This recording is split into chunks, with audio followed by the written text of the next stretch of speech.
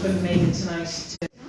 My name is Yvonne Boland, and I'm here on behalf of Newbridge Community Development. This is the fourth meeting of this nature that we've organised over the last couple of years. It doesn't get easy. It's a difficult logistical event, and we're only learners really, so bear with us. We're doing our best to try and facilitate a good engaging. Why didn't you organise it for the town hall? Sorry, one of the things I'm about to touch on are the rules for tonight, and that's against one of them, but I'll give you the benefit of the doubt if I get to the rules, so just bear with me for a second. So as I was saying, we're trying to facilitate an engaging and open evening of discussion and debate with our candidates who are seated in front of you there, who will be looking for your vote on Friday. So in terms of just who we are as a group, Newbridge Community Development is in existence since the late 90s, and we're a small group of local residents and volunteers who are doing our best to try and support active community engagement with events like this, also trying to facilitate community input into the decisions that are being made by the council and planning decisions and other development decisions, and trying to support groups in the town that are pursuing specific projects or specific goals, and trying to offer what support you can there to improve the general well-being in the town. We are hoping to, as I said, have a nice civilised engagement tonight. The rule that we'll just ask is that one person speaks at a time. Try to respect the timings that we have set out, which are pretty tight, and it's going to be difficult, I know, for the candidates who have a lot to say on the issues to stick to those times, but we appreciate their efforts in that regard so that we can have a nice and engaging event. There's a seat for you there, Martin. Yeah. So there will be a microphone for the audience members. We will invite you to ask your questions, but please use the mic so everybody can hear. Follow the format that we've set out, which I'll go through now in a minute. We hope it'll be nicely organised and a little bit interesting and engaging as we move through the different topics. So the format for the night will be asking our candidates to introduce themselves to you and to give you an idea of why they've decided to run. We'll then turn over to the floor, and for about an hour's time we'll have questions from the floor on whatever topics it is that are important to you in the general election. And we'll ask the candidates to answer on those questions, and we'll ask them to keep their responses to about a minute so we can get through as many questions as possible. Towards the end then we'll have a little bit of a quick fire round. If you have short questions that you'd like to hear the candidates' positions on, we'll try and get through that. And then at the very end we'll just ask the candidates to sum up. We'll give them a whole 90 seconds for that. And I'm sure they'll hang around afterwards if you have other questions that you wanted to ask them. Excuse me. So we have a number of, as you see, we have 9 candidates in front of us. There are a total of 15 candidates running for the general election in Kildare South. The candidates in front of you are 9 of them. There's also Shónagh Raghallaigh from Sinn Féin, Willie Carton of Independent Ireland, Robert Cosgrave of People Before Profit Solidarity, Adele Doran of Independent Ireland, Tom MacDonald, non-party, and Leanne O'Neill, non-party. So that's 15, it'll be a long ballot, so hopefully tonight's event will help you to make your decision in a little bit more informed manner. So, as I mentioned, we have 15 candidates running. There are 4 seats in the constituency, it's a 4-seater. The fact that we have the Count Corla in the constituency means that there are only 3 seats up for grabs. He is automatically re-elected, and he will take his position as a member of Dáil Éireann without having to be elected into that role. So we have 3 seats, as I say, up for grabs.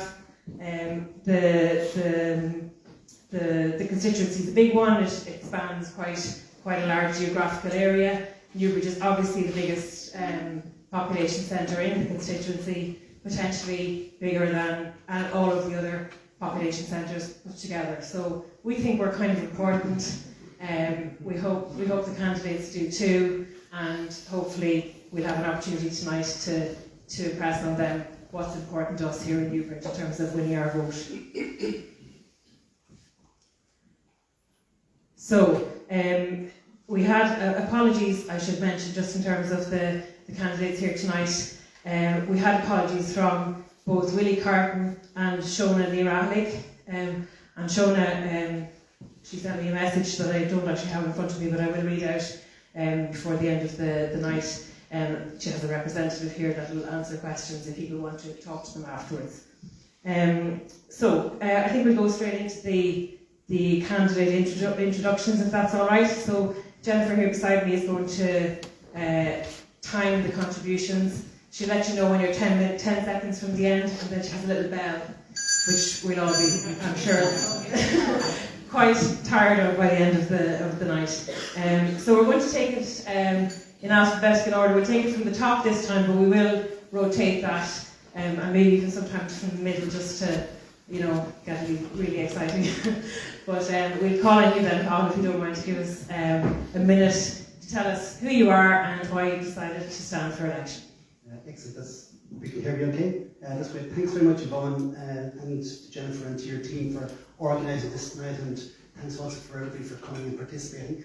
Cathal Byrne is my name. I am a medical doctor. I'm a former member of the Defence Forces, and I've been an independent TD here for the last 5 years representing this area. I've never been a member of any political party. Why am I putting my name forward? I think politics is the art of the possible. It can make a huge difference in many people's lives, and that's the reason I'm running. There's a wonderful town here called Newbridge. There's great things going for great potential, but there are some issues. Housing and healthcare, public infrastructure like schools, pools, bridges, and thirdly then antisocial behaviour and crime. And I very much look forward to tackling these issues over the next five years. Thank you very much. Did I catch it in 6 minutes? Or 6 seconds? Thank you.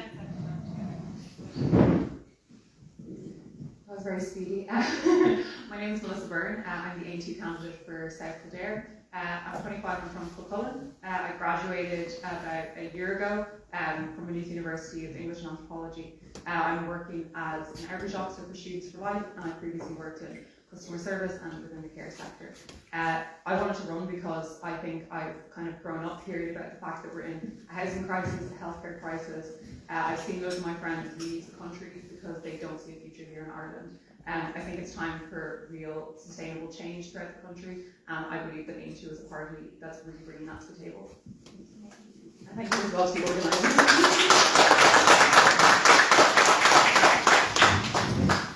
My name is Anthony Casey. I am an ex-civil servant. I was a court registrar for the start of the year.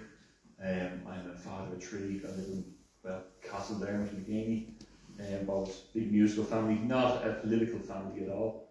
I kind of sidestepped my job and my career because I'm very concerned with the trends in Ireland at the moment. I have 3 young kids, and they will not have a house in this country the way things are going. Things are getting worse and worse over the years, and I think the career politicians aren't helping this. So now I'm the policy coordinator for the Irish Freedom Party, and I'm seeing young teachers, nurses, making homemakers bills, all pass the Ardèche, because without really, I want to give people a future in this country. So that's the only reason why I'm here. Thanks a lot.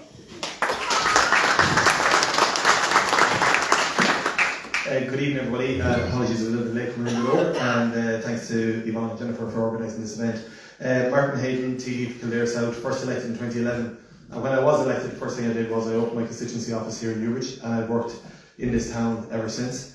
I was part of a party that was in government in the last term, serving as Minister of State in that government. Look, there are key issues affecting Newbridge that I've worked on and progressed and fought for resources for, working closely with my 2 councillor colleagues, Councillor Peggy O'Dwyer and Councillor Tracy O'Dwyer, and I pride myself on working on the local and national together. And whether that's more Gardaí, more school places, more special needs places, delivering the funding for St Conleth's Park to remain in the heart of Newbridge, our new county library that will be here, the €3 million secured for that. I also have projects that we want to work on in the future, like delivery of a sports campus and a public pool here for Newbridge. They're very much needed. The current planes, community sports, housing is obviously a key issue, and transport, and I'm sure we'll get to discuss all of them tonight. Thank you. Good evening everyone, my name is Fiona O'Loughlin. I live in Newbridge. It's a town that I deeply care about. It's a great town, great people, great sports clubs, great community groups, but it's not working for everybody, and I want to help it make work for everyone, and that is why I'm running in the next general election, because I believe that Newbridge needs a government TD living in the town. My vision for Newbridge is based on having the services that we need, both in terms of education, school places, supports for those with disabilities, all of us living in safe and secure home, and that means being also safe and secure on our streets. My key priorities are around providing that second bridge, which is 80% of the way, ensuring the implementation of the fairer fares, which is going to bring fares down by about 47%. And also, the current lanes have already introduced legislation for that. It's the jewel in our crown and we need to protect it.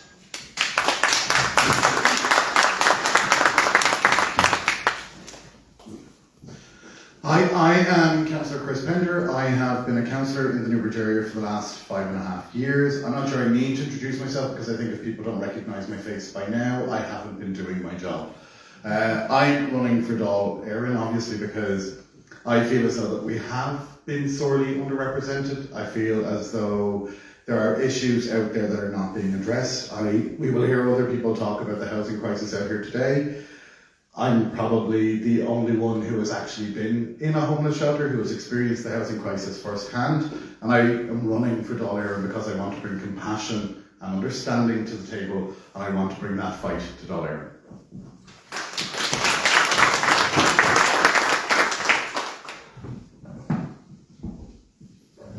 Good evening everybody, and thanks to Yvonne and the team there for inviting me here this evening. My name is Patricia. I'm a TD here in South Kildare for the last 5 years almost, and I'd like to continue to retain my seat to help the people of South Kildare. I was a Sinn Féin TD and I have left, and I'm now an independent TD for many, many reasons. And I'd like to see, my focus is on housing, health, garden numbers and our environment. So I'm hoping that you will give me, if you don't want to give me your number one, that's fine. But at the very least I will get number 2 or 3 from here in order to facilitate what needs to be done in this town, and I will continue to work for you. I'm a former shop steward, I worked in manufacturing, and I have also been advocating with older groups. I've been on the Alzheimer's group here with Fiona in the All Oireachtas group, I'm on the Palestinian group, I've been part of budgetary oversight in the Oireachtas, and I'd like to continue in them roles. Thank you.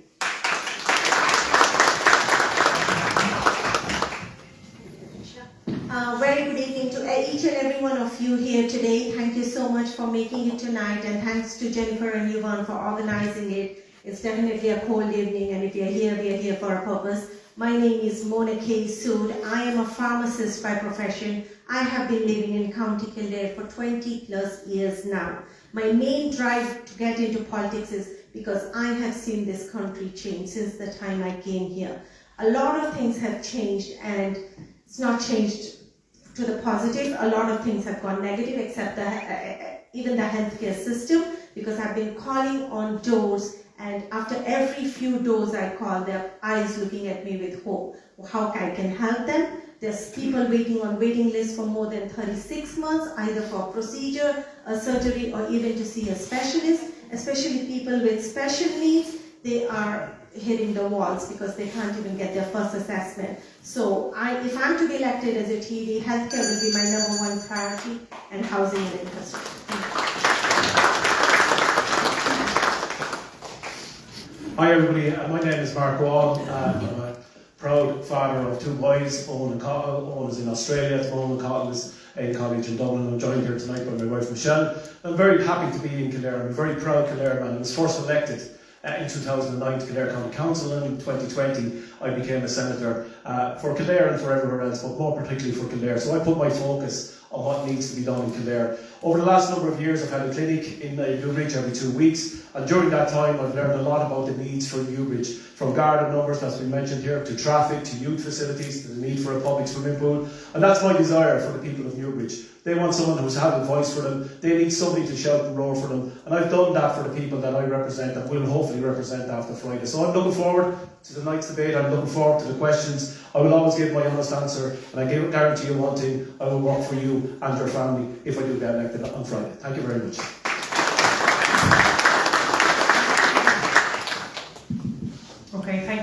everyone for those very succinct introductions. We're actually ahead of time, so well done there. It gives us more time to ask the burning questions from the people of Newbridge.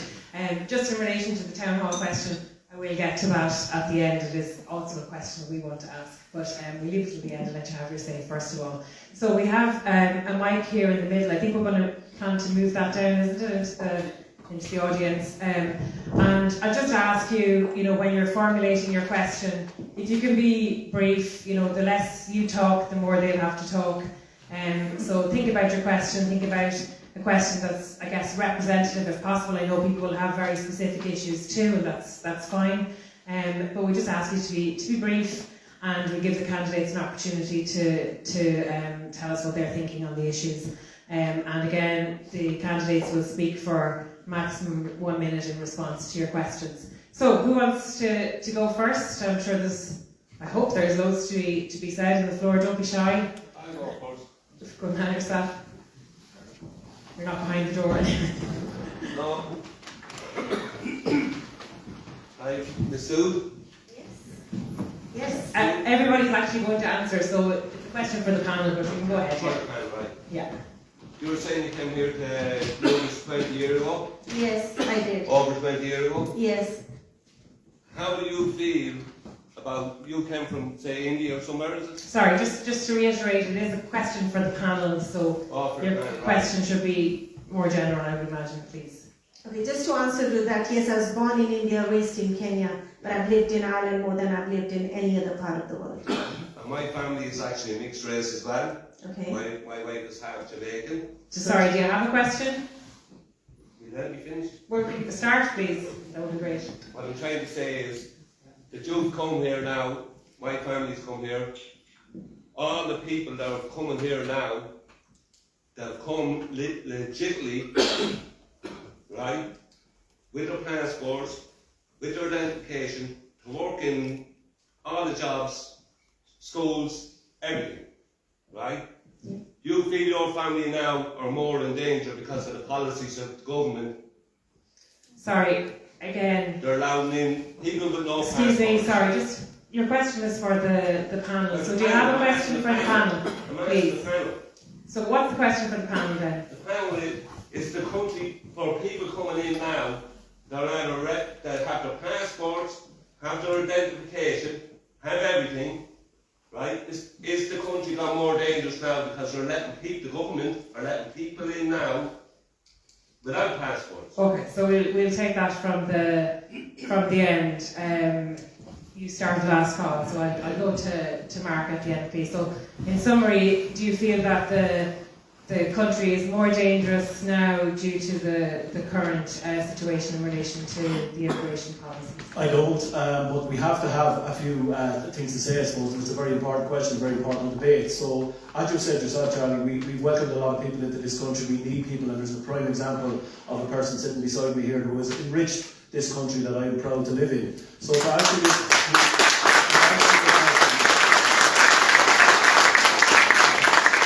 answer your question, I think that's the policy that we should have. There is no doubt that we need to have a fair immigration policy. And I think every party has said that, and every party will say that here tonight. But I'm very proud of the people that have come here to work and be part of this country. And I know that there's prime examples here, and there will be prime examples, I'm sure, from other speakers as well. But I believe that that's where this country stands. I've said in my introduction that my own son's in Australia at the moment, and I believe that they've welcomed him with open arms. And I believe that most of the people here that are coming here from war-torn countries should be the same here, and that's what I believe and that's what I stand for. Thank you.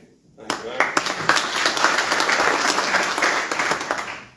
Thank you so much, Mark. And just to answer your question, yes, I believe immigration is very, very important. And obviously, legal immigration is very important to have a lot more healthcare workers in the country and to have a lot more people in the IT sector. And I think we represent a fair share of the taxes we pay in the country, and our contributions are enormous to the country. So I think it's very important for us to be part of this economic status that we are in.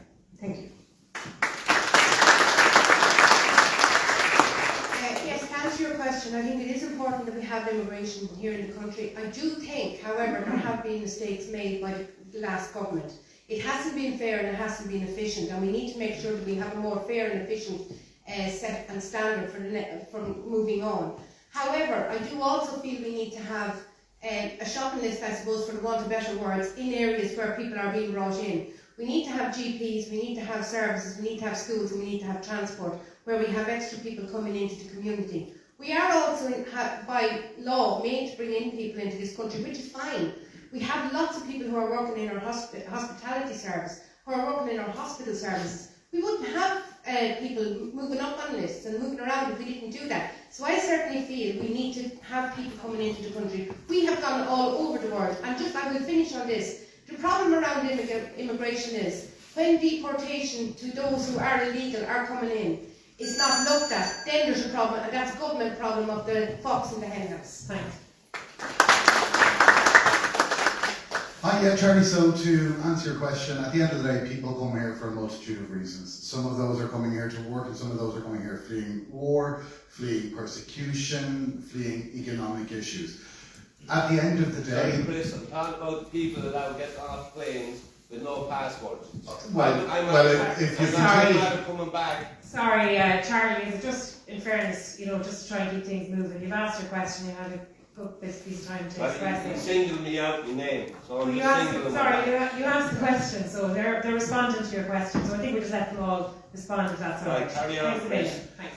Apologies, I won't single anybody out. At the end of the day, I believe that there are people coming here for a multitude of reasons. We need to be supporting those people. The issues that have happened have been around how the government has funded international protection, how the government has funded the international protection system so that we can have a fair and just system to support people. We have seen a multitude of issues being raised that are around the infrastructure that are in towns. That is where the issues lie. There are not enough GP services as a result of outdated government contracts on GP services. There's not enough school places as a result of failure to plan ahead for education. This is not the fault of those coming here, it is the fault of those in power.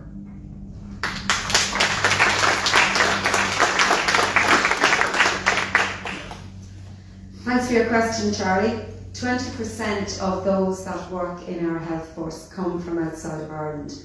They do a very, very valued job, both in terms of our hospitals, in our primary care system, and within... I don't think you're actually listening. I am listening to it within the care industry. I was saying about people coming in with no passports.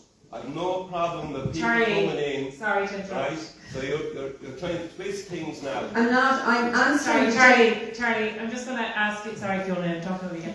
Please, you've had your time to ask your question. We'll never get through any more questions all night if you keep interrupting the candidates. She fingered me again. Charlie, they're answering your question. They're answering your question. Mark told you your name as well. We just leave it at that, Charlie. If you don't mind, we let the candidates answer. I think they're all giving very interesting answers. I know your name. I think it would be go rude ahead, of me to pretend I don't know your name. Thanks, so, go ahead. Listen, you said this has been live streamed. Charlie, right? Excuse me. And you're using my name. Okay, I apologise. I will never use your name again. No matter where I see you, no matter where I meet you. So, just going back to the generality of people coming into our country. I've lived abroad, members of my family have lived abroad, and indeed 2 in-laws in my family were born outside of Ireland. In answer to this very specific question that you asked, there is sometimes a lot of talk, and I would say loose talk, about people that come in that they're not checked, that they don't have any identification on them. Every single person that comes through the system, when they don't have papers, they are checked. There are background international checks done in relation to those individuals. If there is a situation where they need to go back to their countries, or Ireland is not in a position to accept them, to welcome them, there is a system that deals with that. There is also a system where people are allowed to come in. They can stay for a period of time while the checks are made, and they can then get PPS numbers and seek gainful employment. Thanks, Fiona. Of which we need. Thanks. Thank you. I will respond to your specific point around people with no passport, but I do want to put on the record that I believe Ireland is a good and compassionate country. I believe migration is, we benefit from that, and immigration is a good thing and is the basis of our economic success as well. However, it is important that in any rules-based system, the rules are applied, that they're fair, that they're firm. And we have been dealing as a government with this in real time. The influx of people seeking refuge here in Ireland has exploded in recent years compared to other European countries that would have been dealing with this for longer. And one thing where I think we have failed is the processing times in dealing with analysing people who are seeking refuge, who are saying they're fleeing persecution. So one thing that we are committing in the Fine Gael manifesto is the fast-tracking process, putting more staff and more resources into designated centres dealing with individuals either from safe countries or those who arrive with no or false documents, and we commit to process those applications within 90 days, because it's not fair on the individuals, it's not fair on anybody that the process has taken so long.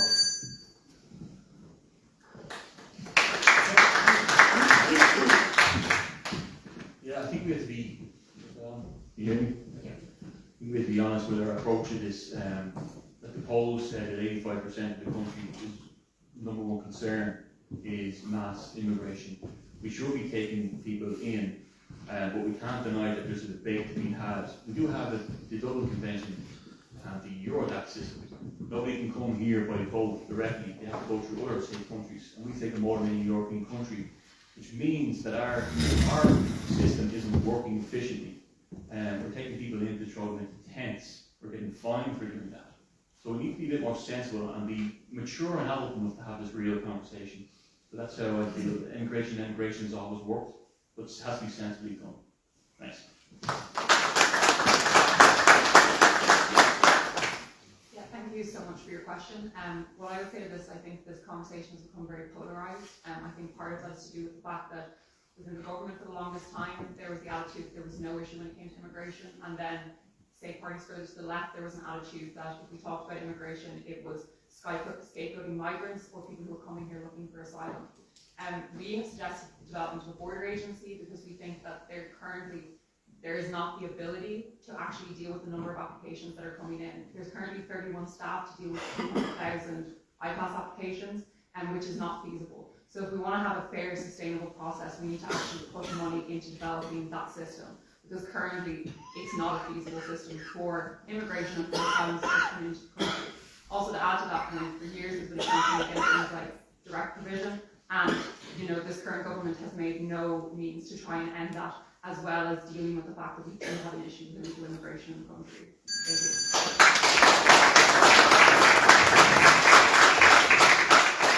And to answer the specific question about safety, I was the military governor of Ireland's maximum security prison a number of years ago, and all the prisoners under my responsibility and charge were Irish, born, bred and buttered. There was no international prisoners. In relation to the general points on immigration, I would say 5 F's are very important. Firm and fair, say fast. Fourthly, I would say we should be a fully funded immigration service. And finally, and this probably backs up what you were saying, sir, we need to facilitate an alternative mechanism which facilitates work permits. I just want to acknowledge Rakesh from the Indian community here, clinical audiologist in Mace General Hospital, thank you for your contribution to Ireland, and also members of the Filipino community who made a fantastic contribution to Newbridge as well. Thank you very much.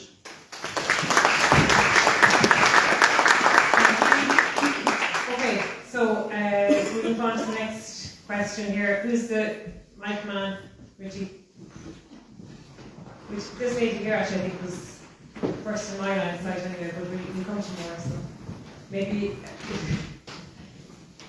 think I might can make it over.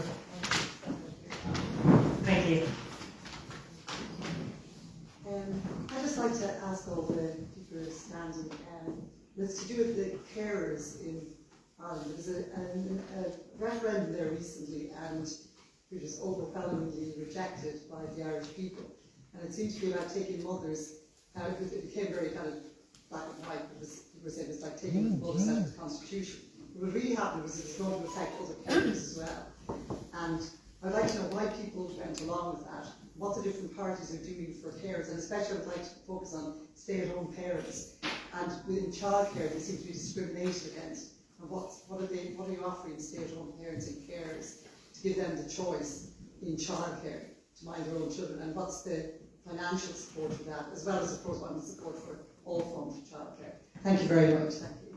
Thanks a lot. Carton, if you don't mind taking the opposite direction. Yeah, what a brilliant question, and thank you for asking it. So carers, obviously a great topic at the moment, and for good reason as well. There's thousands of carers in Ireland. In many ways it's Ireland's hidden health service. It's saving the state 20 billion every single year. There's a means test which shouldn't exist. It's probably best described as a mean test rather than a means test. And also there's a gender equality issue as well, because 90% of carers in Ireland are female. And so a female's salary should not be dependent on the salary or the income of her spouse. So there's that moral component to it. So we're in favour of abolishing the means test, and the sooner it happens, the best. For that, thank you very much. Yeah, so with regards to the recent referendums, I think it was disappointing to see that there wasn't further pushback against those. The idea of taking out of the Constitution, the whole aspect of durable relationships, which was poorly defined and came out afterwards. A lot of people were misled on the implications that would have in Irish law. In terms of carers, we really value the fact that stay-at-home parents, people who are looking after loved ones with a disability, are significantly undervalued. We want to see an end to means testing for carers, but we also want to see that the system of tax individualisation, which actually sees that if you're a family with dual income, you can earn more at a higher rate than a family where there's a single income. So this as well has a detrimental effect on families where one person within the family chooses to stay at home. So a lot of the things kind of lip service to people with disabilities, the people that I'm meeting on the door, are feeling very, very underrepresented at the moment. And I think the referendum was indicative of that, of taking away further responsibility from the government to take care of those individuals. Thank you.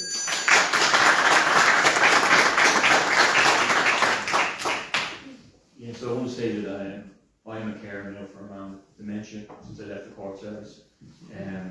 The care that it does means testing needs to be abolished completely, and it needs the carers allowance needs to be raised to at least 350. A couple of times that's what they deemed. They gave everyone 350, and since then inflation has gone up. Like you're saving a lot of the government's money and the HSE's money by being a carer. It's a very, very tough job. And in terms of homemakers, you also mentioned, I've written a homemaker's bill of €400 that they got passed the Ardèche this year that would take childcare and fuel, give affordable money back to family life again, so people can have the option of having a family in this country. There's nobody's having. We're having one child on average, and everyone's up and leaving to have their kids. It's not right. It's a fundamental thing that we should still have in our society. Thanks. So I know the intention and the ambition with the proposed referendums at the time was to strengthen the position of people, and that wasn't the view taken by the public. And I think in terms of what I would like to see it do, what the Attorney General advice was at the time, what the wording could be, ended up as two different things. And people had to say that their say was heard loud and clear, and I thought it was a great exercise in democracy in terms of that understanding of where that's at.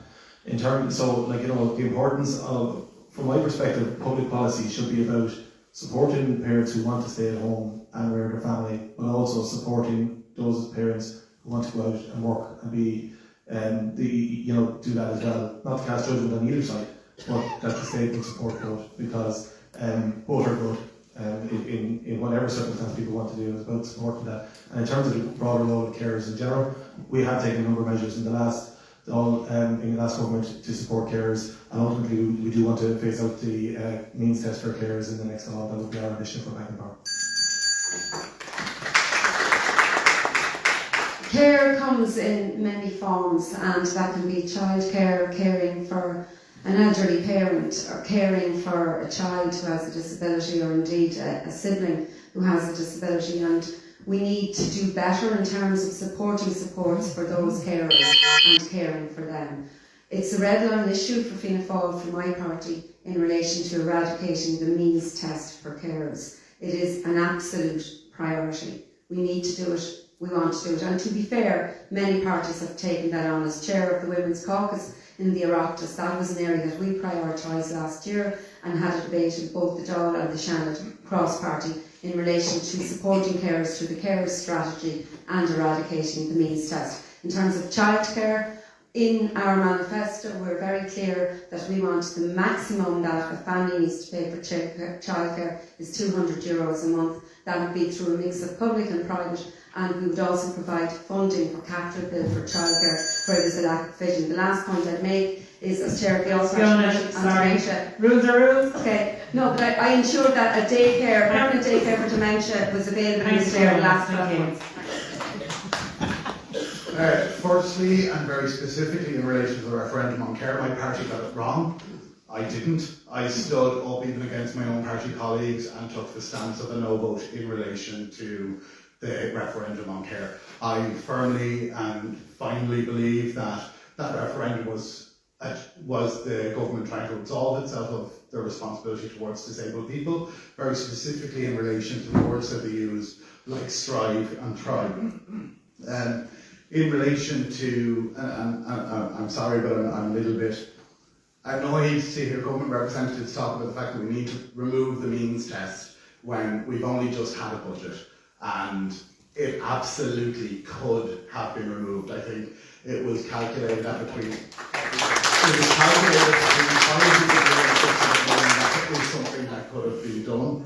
I am a brother to an adult disabled person. My sister is going to be caring for him for the rest of her life, or his life, whichever comes first, and that absolutely needs to be supported to the greatest ability. First and foremost, the first thing I'll say is yes, the referendum certainly was gone wrong, and that's one of the reasons why I left the party and am now an independent candidate. I believe when you're in the party you're whipped, and it's not always necessarily the right thing for the people in your constituency. Sometimes you have to stand up against party policy, and if you don't do that, then it's not going to work for your community. So I certainly feel we got that wrong. It actually galls me to sit here and listen to Fine Gael and Fianna Fáil people here tonight and listen to them telling us we'll phase out the means test. The means test for carers has to be abolished. There's no phasing out. It has to go, and I will be looking to support whoever is going to make that go. I'm also dealing with Carers Ireland. I'm a former carer myself. I know how difficult it is to live on 219, because that's what it was when I was a carer. So it's absolutely disgraceful to think that people are expected to live in a cost of living on very little money, way, way below the living wage. So I want to see an improvement for carers, and that's where I'll be going. Thank you. Yes, I think it's a priority that they pay for the carers is increased in Ireland, and because there are so many parents who are actually taking care of kids with special needs, or sometimes it's even by choice that you want to stay at home and take care of your child, and I think they should be supported. Definitely there should be more paid to them, and because there's a need for it. Calling so many doors, I've seen children with so many special needs, and where parents cannot just go to work because of intellectual disability and many other factors. I think they need to be supported. They are part of our community, and they definitely need our support. Thank you. There is no doubt in my mind that the referendum was a wake-up call, not just for political parties, but the whole political system in this country, because we did not listen. And I think every political party needs to hold their hand up to that, because every door, or not every door, probably every second door I work or knock on, and have knocked on today in Newbridge, I get people who are either caring or know someone who's caring. And the means test should be gone. There's no point in holding the means test. There's no talking about holding this means test anymore, because I met women today, and as has been said, the majority of carers are women who cannot go to work, who have to give up work because they're caring 24/7 for their loved one. And they want to do that. And they are doing that, and they are working. They are not doing anything else. They're not looking for a social welfare payment. They are working to mine and saving the state 20 billion. The means test needs to be gone. We need to have a payment, and that's what we're saying, a proper payment, like has been said here, not the payment that's there at the moment, because it's not viable for those that are caring for their loved one. And when you add in, and here's the problem, when you add in that the majority of those are also paying privately for 1,200 for care, that is the issue. Thank you very much. Sorry, I nearly lost my place there. Okay, so thanks very much. So we've had two very different topics there. Anybody else want to come in and swap it up? So we have somebody at the back of the room and take us out next. How you doing there? I was just wondering what are the panel's thoughts about the enacting the Territories Bill, and for those who are in current government parties, why has it not been enacted yet? Thank you. So, yes. from our end, please, Mark. So we'll take it from there. Thank you. Yeah, an excellent question. And I know I put up over social media the last 2 days my last contribution to Shónagh, where I actually called for the enactment of the Occupied Territories Bill. This is a most necessary bill. We cannot afford to keep looking at television and the disgraceful scenes that are coming out of Palestine at the moment and not enact the Occupied Territories Bill. In my own party, we offered during the recent recess that we would actually go back and sit to actually enact it. It wasn't taken up by government. It's wrong. It needs to be enacted. Like anybody in this room who looks at that television, and the people I meet cannot look at television anymore. The disgraceful scenes are there. So from my point of view, it needs to be enacted. I know I've worked and spoken to Senator Frances Black, who was a colleague for the last 4 years. She's doing great work around this, and I support her in everything she's done, and it needs to be enacted as quickly as possible. I'm very proud to say my party, Green Party, is going to be signing the Occupied Territories Bill, and they are acting on that. And I just hope every other party comes and aligns with the same thing, and it's progressed as soon as possible. Thank you. I've spoke many times in the Dáil around the Occupied Territories Bill and around Palestine, and I'm sick to my stomach looking at genocide before our eyes. Years ago we had genocide in the world before. We didn't see it on our television screens. We wake up to it morning, noon and night now, and the Occupied Territories Bill must be passed. There's no ifs or buts. And I have also met with the Palestinian ambassador to this country, and we have had several chats around this, and I will fully be supporting, as an independent, should I be re-elected, the Occupied Territories Bill.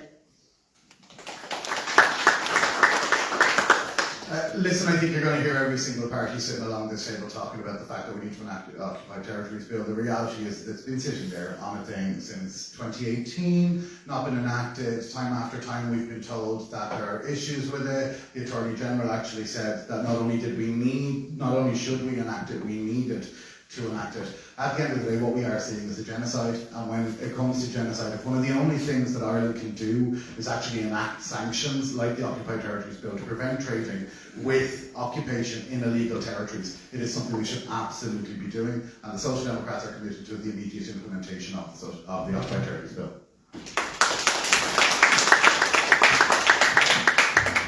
The Occupied Territories Bill absolutely should be passed. It needs to have amendments to make sure that it is robust legislation. I know from different legislation that I have brought in Leinster House that having it robust and agreeing to support the amendments that will come in to make it more robust are important. What's happening in Palestine is horrific. I've spoken about it in the Shónagh, I've spoken about it in the European Parliament. It is heartbreaking. Ireland made a very firm stance when they recognised the state of Palestine as a state. And I think that as a country we have shown great compassion and great leadership in relation to it. Thank you.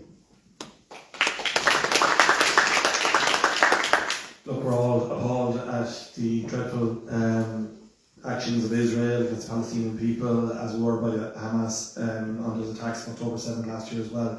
But what Ireland and the government has consistently tried to do is build a coalition of support across Europe with like-minded countries to make sure that we could exert the most amount of pressure on for a European-wide response. I'm very proud of the fact that Ireland was one of the first European countries to recognise Palestine, and that we've done that, and that we have a Palestinian ambassador in Ireland now.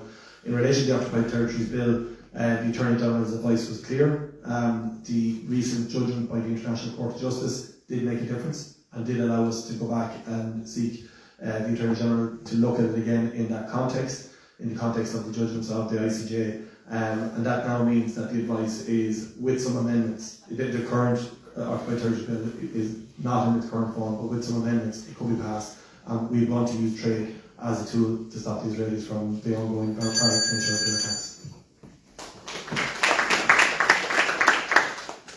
Yeah, so my speech on it's going to be a little bit shorter. I do think it needs to be passed. I think it's high time it is passed. I think they've had enough time to look over it at this stage. It's hanging around a very long time. Of course, it's very harrowing what's happening over there. So I think instead of jumping around and dancing around the issue, just get it signed already. Thanks. I think, as Chris rightfully said, this bill has been around for a very long time, and while I can appreciate the admirable efforts for both robust amendments and ensuring the bill is, proved, the same care was not shown to the family and care referendums, which were pushed through and cost the state €20 million. There is a current genocide happening. Every day you see children and families crying about their loved ones dying, and yet there's no real sense of urgency when it comes to passing this bill. We're in full support of passing the Occupied Territories Bill, and I think any comments about the fact that amendments need to be made, as Chris said, this has been on the table since 2018, so thank you very much. Yeah, I've worked all over the Middle East for a number of years, Syria, Israel, Lebanon, and I'm also a member of the Iraq's Foreign Affairs and Defence Committee as well, so we're very much looking forward to receiving this draft bill. We'll obviously forensically scrutinise it, recommend its adoption, and we'll take it from there. Just a bit of good news. It's very rare to get some good news out of the Middle East, but my understanding is in the next 48 hours there's likely to be a ceasefire on Israel's northern border between Hezbollah and Israel, and that's specifically as a result of the quality of the troops that we have here in Newbridge and here in the Carton camp. So President Macron and President Biden apparently are going to go firm on a ceasefire deal in the next 48 hours, so stay tuned to the media for any updates. And this is a small glimmer of hope from the Middle East for change. Thank you very much. Thank you. I said actually, Richie, to this man in the front, but we'll take yourself after, if you don't mind. Oh, was he up first? Okay, sorry. We'll catch you after the gentleman here in the front in green, if you don't mind. Hi, my name is Shane. I'm a Limerick native. I just have a quick question for you, and do you have an answer? I feel the same, that housing, number one, comes up every time we're canvassing and looking for us to pick a party that we want. Health is another one. Number two, the first two, and every time they've been failed on us, housing and health. Have you a response to that? And can you answer why are these prefabs going up when this family is going to spend Christmas for the third, fourth, or fifth year in a hotel or a hub again? Children, mothers, and fathers. Thank you. Thank you very much for the question. And Limerick is a great city as well, so you're very welcome. So housing, first of all, I'd say that the top three priorities for the next government should be housing, housing, housing, 100%. I'm in favour of a more relaxed rules in relation to one-off rural housing. A lot of people out there who have a site, have funding, have a builder, have an architect. The state needs to get out of the way and let them house themselves. From a healthcare point of view, I'm a doctor myself, I see it every day. I agree entirely, we get more GPs. To be fair, the number of GPs being pushed through that 4-year pipeline has been doubled in the last 12 months. There's 250 GPs starting every year, which is progress. Except it's not enough, but at least it's a small step in the right direction. Thank you very much. Thank you so much for your question. Yeah, there currently, I think it's over 4,000 homeless children in the country, which is about 180 classrooms of people. What we want to see is an immediate approach on planning and development, as opposed to the money that's going into temporary accommodations, which as well is basically a money pit, right? Because we're spending millions on it and we don't get anything back from it. We want to see a zero VAT rate on construction materials for the lifetime of the next stall to make the cost of building cheaper and more affordable. And we also think that what we need to do is reduce renovation spec for local authority homes, because it takes a long time for the house to actually be turned around. And there's some scenarios where entire units within a property are ripped out, even if they've only been recently replaced. So this means that we see a short amount of time with people getting into local authority homes. In the context of health, we want to see more investment in primary care. And like you said, we had so many people, 400 of 700 doctors who graduated from last year emigrated. So we need to put things into developing better conditions for them to stay in the country. Yeah, so I think the first thing we need to do is to call a housing emergency. We have record number of homelessness at the moment. Housing hasn't just become an issue overnight. It's been getting worse and worse every term for the last while. So we need to really look at this. I think we have to look at the immigration, and for the likes of the health, I wrote a nursing bill. I sat down, as I said earlier, and asked what would keep you in this country. But that has to go along. That includes mobility systems, incentivizations after consecutive years service, all things we need to look at to make the health system better, because everyone knows the tears we've seen at the doors for the last few weeks about this. I do think that small things like extending the help to buy, system to existing houses. Really common sense things that have not been done. The pressure on banking institutions to factor in rent as affordable and call in rent caps. People just cannot afford a house in this country, and unfortunately we're just not looking after our own. Thanks, Anne. Yeah, fair question, Shane. Look, there's two parts of it, I suppose. From the housing side, when I was first elected in 2011, I think we built 7,000 houses that year, because obviously the country was broke, tradespeople all immigrated and all the rest. We're now up to 3,000 houses. It is so hard and slow to build that capacity. It takes a lot of investment, and it takes a lot of structural change as well. But we are making progress in that space. So we have to continue doing that. There is no quick fix here, but we do need to get to a point where we get to 60,000 houses a year. That takes a lot of investment and a lot of building capacity, and from tradespeople all the way up. And the plan to do that is continuing to deliver year-on-year growth in that area, while recognising it's a big challenge in the space. In the areas of healthcare, as a TD, I deal with individuals every day of the week who are dealing with the healthcare system. And I hear a lot of positive stories too. But there's no doubt one of our biggest challenges around access and our waiting lists. One thing that would change in the next Dáil would be to move to multi-annual budgets, because we see that as an impediment. The annual budget is impediment. The reality is that we had a decade of undersupply until 2020. And since 2020, when Fiona Fáil took on this brief, because we saw it as the biggest priority, we've built in Kildare alone almost 10,000 houses. There's about 3,500 houses, 1,900 of those have been new build. The others have been acquisitions. In terms of those who cannot afford to buy their own home and have been on the housing list within Kildare County Council. So up to 2022, that was actually a decrease of 11.2% on the social housing list. So we actually are getting there. But as well as building houses, we need to build sustainable communities. We need to have our school places, we need to have our doctors, we need to have the recreation facilities for the growing communities. And in terms of health, I'm including, okay, thank you. So I suppose in terms of health, first things first, according to the last census, there were over 4,500 vacant properties throughout the county of Kildare. Even if we were to look at half of those as being usable, we could have over 2,000 people back in homes. Not almost immediately, but much quicker than direct builds, and it would be more environmentally friendly. I think when it comes to ensuring that we can build appropriately, one of the things that we need to be really conscious of are those building. The Social Democrats have committed in our manifesto to increasing the wage of first-year apprentices, because we do need to be bringing people back into the construction industry. We also talk about building on state land. To move on, I suppose, to move on from housing, but one last thing is we can talk and talk and talk all we want about the amount of houses that are being built, but unless we actually have 100% stamp duty on vulture funds coming in and buying up multiple properties, it's not going to matter if there's 10,000 properties being built in Kildare in the last year alone, because nobody will be able to be in them. And the Social Democrat, one of the Social Democrats' red line issues is the full implementation of Sláintecare. We're 7 years into a 10-year plan and they haven't funded it appropriately.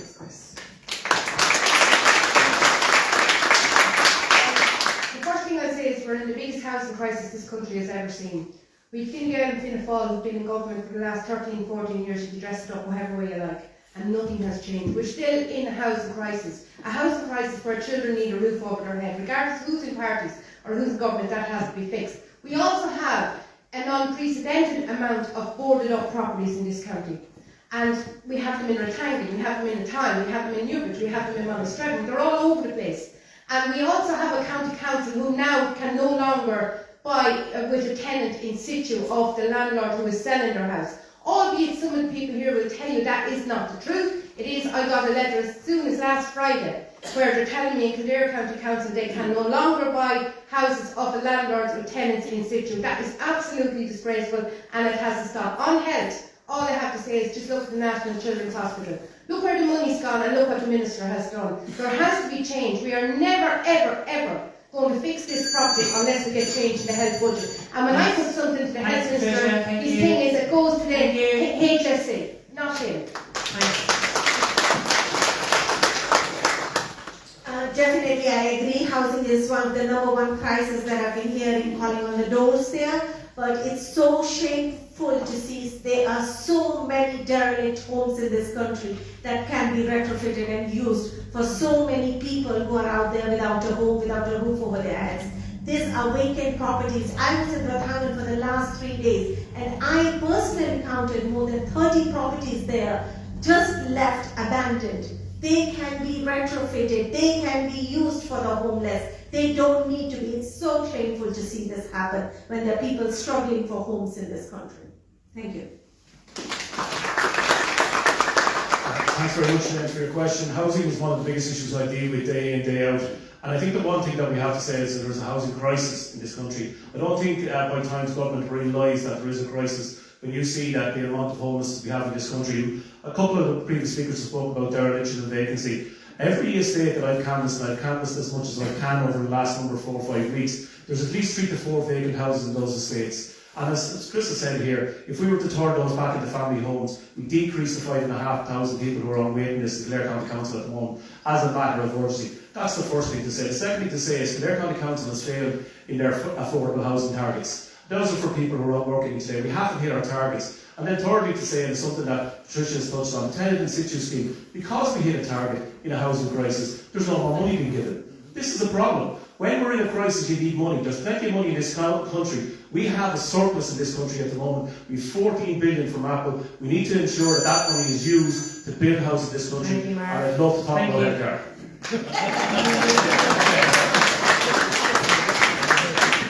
Okay, the gentleman here in front there, Rachel, please.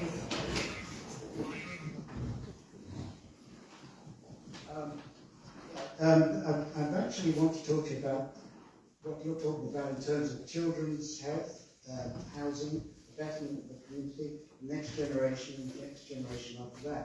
It seems to me we're sort of totally ignoring the fact there's a massive amount of climate change happening, and we're doing nothing to adjust to that, to deal with the problem.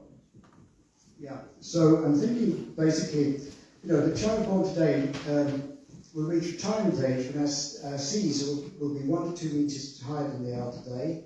That means lots of agricultural land will be solidified, saline affected, and therefore not usable.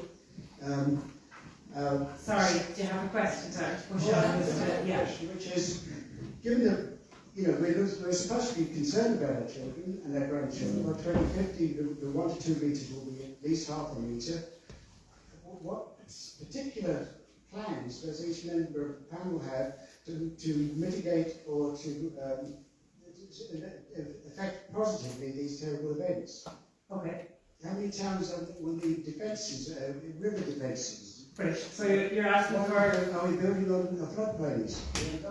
Great. So you're asking for the plans. I won't think everybody heard the question there. Okay, great. Starting at this end. Or actually, no, we're going to mix up this. We'll start in the middle.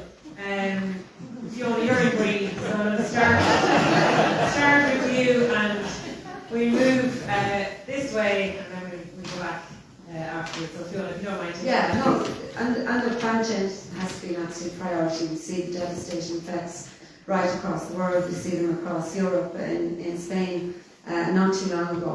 So in terms of how we move forward, how we use energy is a big part of that. And part of how we can resolve that is by ensuring that we have an affordable and accessible public transport scheme, by lowering the prices by making sure that we have a good local link system that connects people with their villages and with their towns. In terms of one of the commitments that we have made in the Fianna Fáil manifesto is ensuring that every school in the country would have solar panels, and that would help conserve energy, and that would also bring down the cost of energy for the school. In terms of looking at wind energy, particularly offshore, we have committed to ensuring that we would have a pilot station there. Sorry, I thought you said time. In terms of both solar and the wave energy, we believe that is absolutely the way forward. Thanks, Fiona. And just we'll come this way, so tomorrow. Great, thanks for the question. Look, ultimately here, I'm very proud of being part of Fine Gael Party in the government before last, under Richard Bruton, published and enacted the first ever climate action bill that was built on then by the last government. Ultimately, we saw emissions decrease last year by 6.8%. We have to do more, but we are on a trajectory where taking a whole of government approach, having the first climate action fund has certainly helped, and having been able to fund more than $250 million home energy upgrades with SCAI supports. And every day I come across constituents who have benefited from those supports here in South Kildare. And our efforts have been recognised on the global stage, where we've achieved our best ranking yet on the global emissions scale at the recent COP climate conference. So we have to do more. That means promote retrofitting that works for low-income families, and also the business energy upgrade scheme is a key part, as well as secure energy independence by more focus on our renewables across the board, and that will make a real difference to all our lives. Yes, so I'm going to be the black sheep here a little bit. I think that it's a massive way of gaining more taxation. I think the carbon tax needs to be cut. I think it's driving up the price of housing, it's driving up the carton milk. I really think that this is a massive way to make, I don't condone whatsoever. I think it needs to be cut to exercise the cost of living a bit better. I think that tax the area that you could breathe if you got a chance. So yeah, so I'm not going to be aligned with anything else here.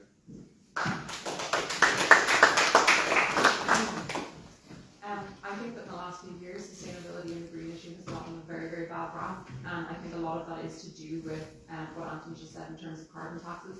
I think we've had an approach that's focused more on being more punitive as opposed to kind of a carrot over the stick approach.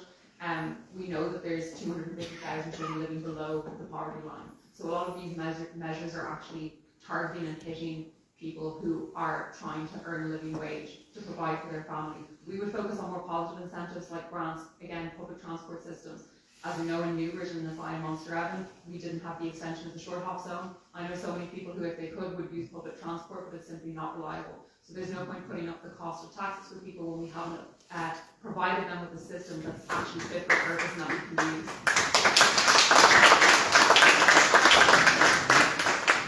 Thank you for your question. I think climate action is really, really important. It's controversial, but it shouldn't be controversial. I don't look for points of difference. I look for common ground. And there's 3 parts of climate action that has complete common ground. First of all, energy, cleaner, greener, and cheaper, as my 2 previous colleagues said. Secondly, retrofitting of houses, and thirdly, public transport.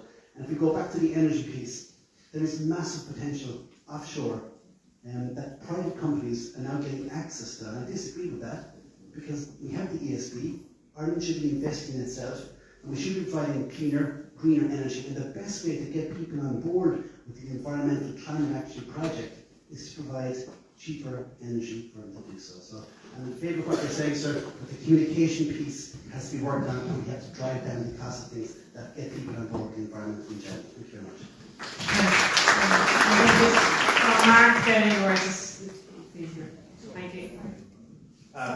Thanks very much, Michael. I know this is an issue you raised with me at your own door when I visited you in your own house. It is an issue, and an issue that we need to take seriously and actually very seriously. So a couple of issues that I would like to talk to the audience here about again tonight. There's been a great campaign by the Newbridge Community Development about reducing trade fares. We need to get more people to use public transport, but one of the issues that my party would like to look at and investigate is a €9 per month public transport ticket for everybody. It's been done in other countries, it's been done successfully in other countries, and getting people to stop parking in Kill every morning when they're on the way into Dublin, like I have to do most mornings when I'm travelling to Dublin. We need to get people onto public transport, and that needs to happen urgently. And I suppose the other one is the retrofit scheme, and that's something I did discuss with you. I mentioned the Apple tax before, and we have 14 billion coming from that. We would put 2 billion into ensuring that every house is done and retrofitted, and that is a scheme. It's 20 months is the waiting time at the moment for a warmer home scheme. That's the average waiting scheme. It's a great scheme, but 20 months is way too long. What we need to see is investment in retrofitting for the climate future. Thank you.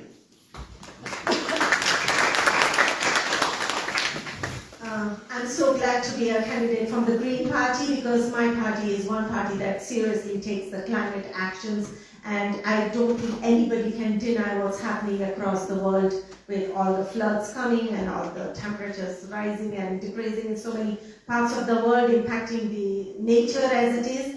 So there's a biodiversity plan which we are working with every single county in Ireland to bring the biodiversity, nature, and there's 1.3 billion invested in Irish forestry, and we all know that, well known that planting trees is one of the most effective methods of tackling climate change. So I'm very proud to be with the Green Party for that.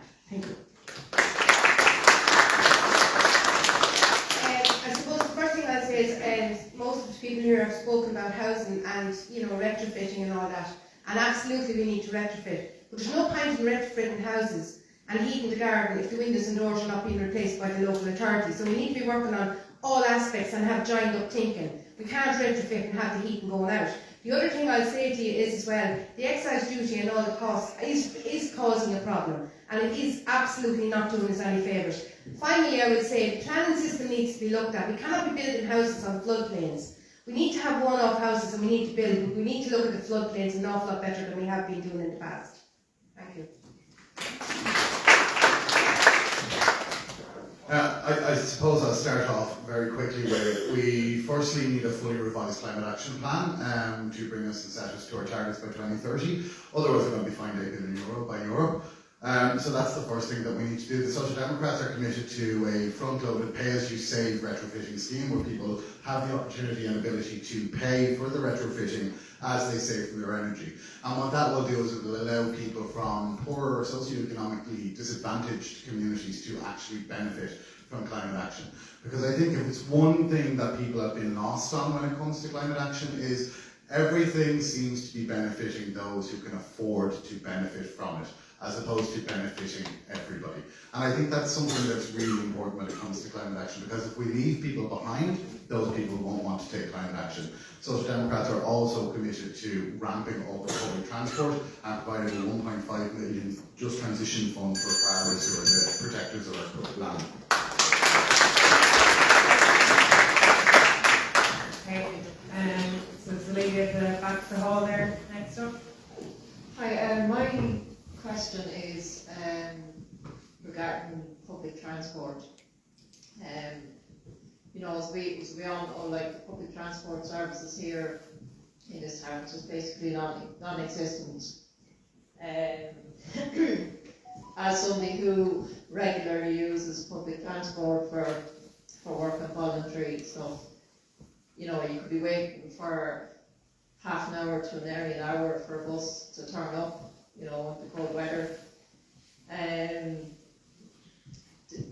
Like some of the buses, like if you do turn up, they don't turn up at all. It's not acceptable, like the transport system in this country. So your question is? It's regarding the public transport, I'll bet that. But I'm kind of sick to my teeth of basically highlighting this on social media the whole time, and it's just constantly getting ignored. Like a lot of they're listening now, so your question is? But the politicians, they're banging on that we have a great public transport system. There's no transport system in this country.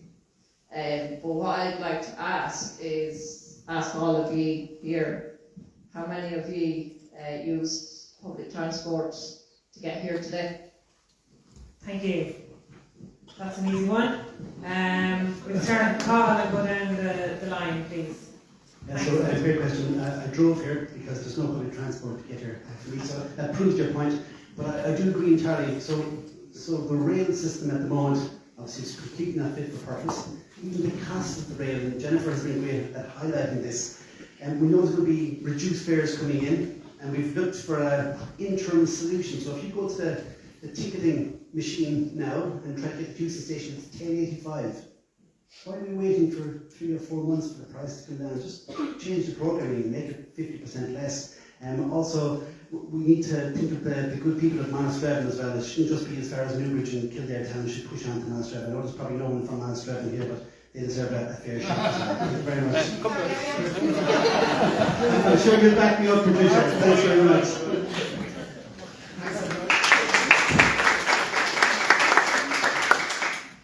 So there is actually public transport to here. the 892 is one of our local links, so it does actually come down past the train station. So for anyone who does need to get the bus from town over down to this part, yeah, I use public transport all the time. I don't currently drive, so I did get a lift here this evening because we were out canvassing in Newbridge. But yes, I'm acutely aware of the issues with public transport. I know in particular there's a massive issue with even the times that they service. So for example, you may have a bus that's on for 7:30 that doesn't actually get into Dublin until well after 9 o'clock. So that may be the only bus available. So there's a massive issue there with the person who's using that public transport isn't actually able to get to work on time.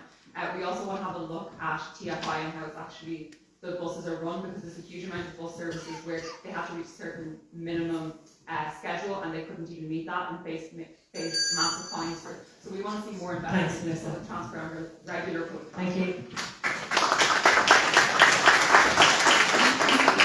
Yeah, I think we spoke about this recently. A lot of people from Council knew just saying the bus has been pulled since COVID times and they haven't been put back on. And it's a lot of elderly people trying to get to the hospital, for example. They're getting they're walking a long way to get off the bus when they are there. They're using taxis. It's costing them a lot of money. I drove here myself, but I do think that, like, you can see the prices of these buses and trains going up, and again, it's back to your carbon tax as well. We don't have affordable, functioning transport in this country. So you can see some, and sometimes it's not even, like I'm close to Carlow town and there's TFI buses going around empty, one person on it, and they just have to run.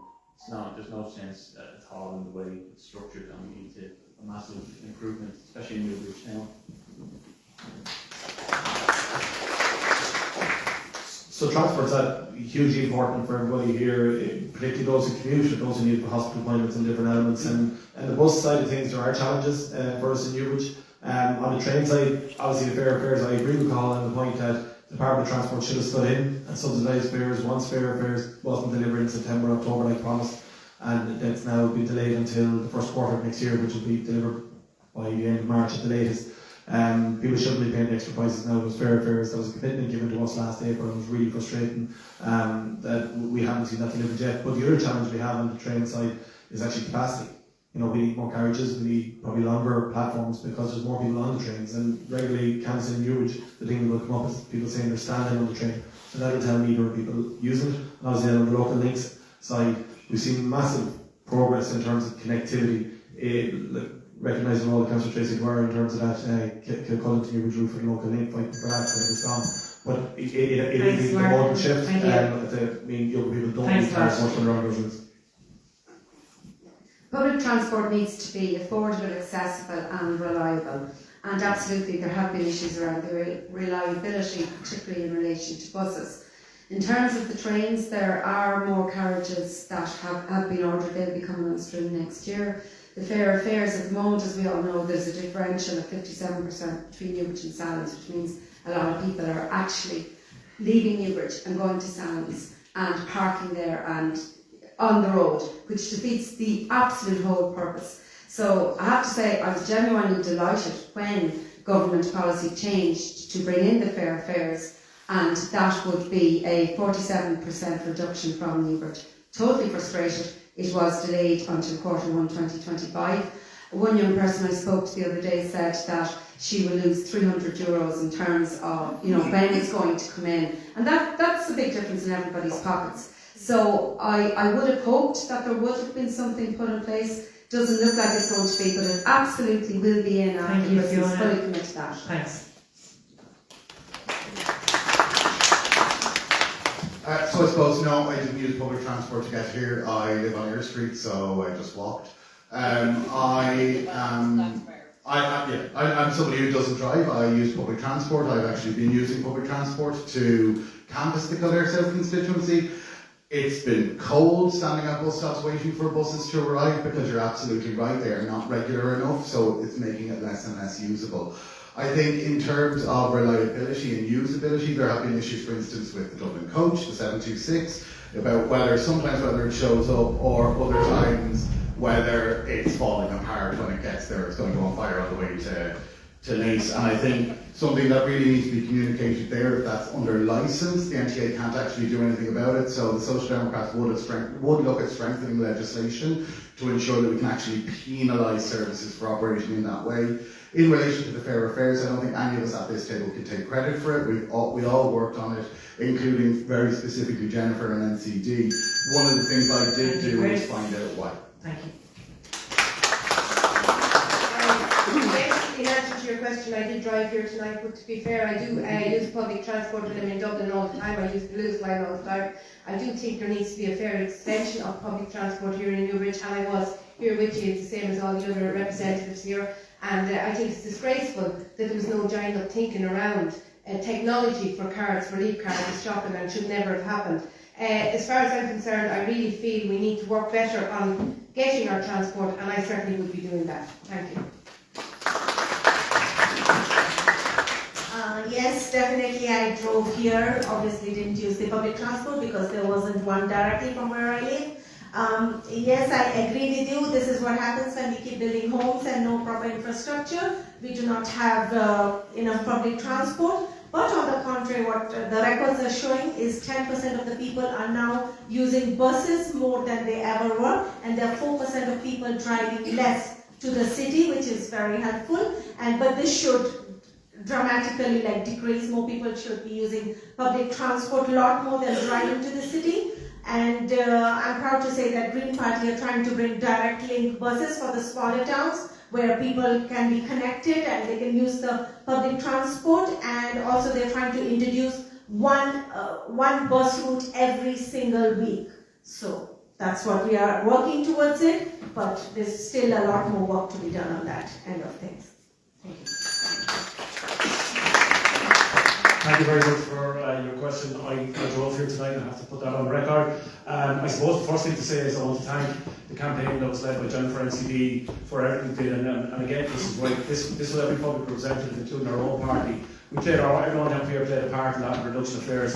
But it is very, very disappointing to see that we have to wait to Q1 2025. I met people like Martin said at the door, and Fiona has said, that they're losing money because of this. This is money from their pockets. That's what's happening there, and that's wrong. But I also just want to put on record as well that I did tackle Anne Graham about the town bus, and I think that's what's needed in Newbridge here, because what we've done is we've constructed houses, and it's great to see that people have come here, but people are taking their cars and driving to the Newbridge train station. What we need is a town bus. I know when I asked her the question, she said no one had asked her that question before. It's now on the record, and in fairness to everybody up here, the public representatives, who followed up on that. That's what needs to happen. Other towns are doing it, Carlow's doing it, and I think we as Newbridge Town need to shout louder about this, because we're down the list, I understand it, and it needs to get to the top of the list. Thanks, Mark. Okay, I think we take another question there from the lady at the back of the hall with the mic. Thanks.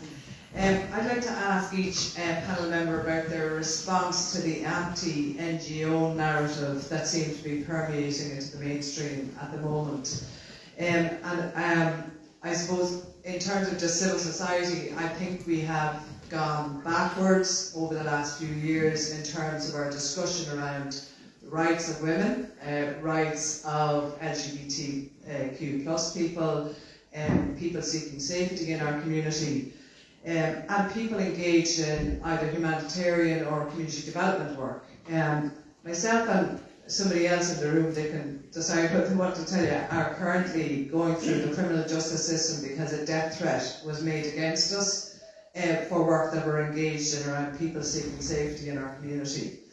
And I think it's a serious issue. I think we all know our society is changing a lot.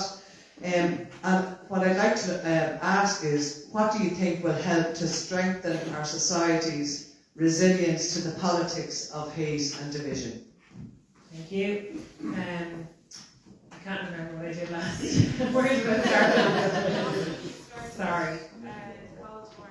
Call to Mark last time, so Mark to call this time. Thanks very much, Orla, for your question.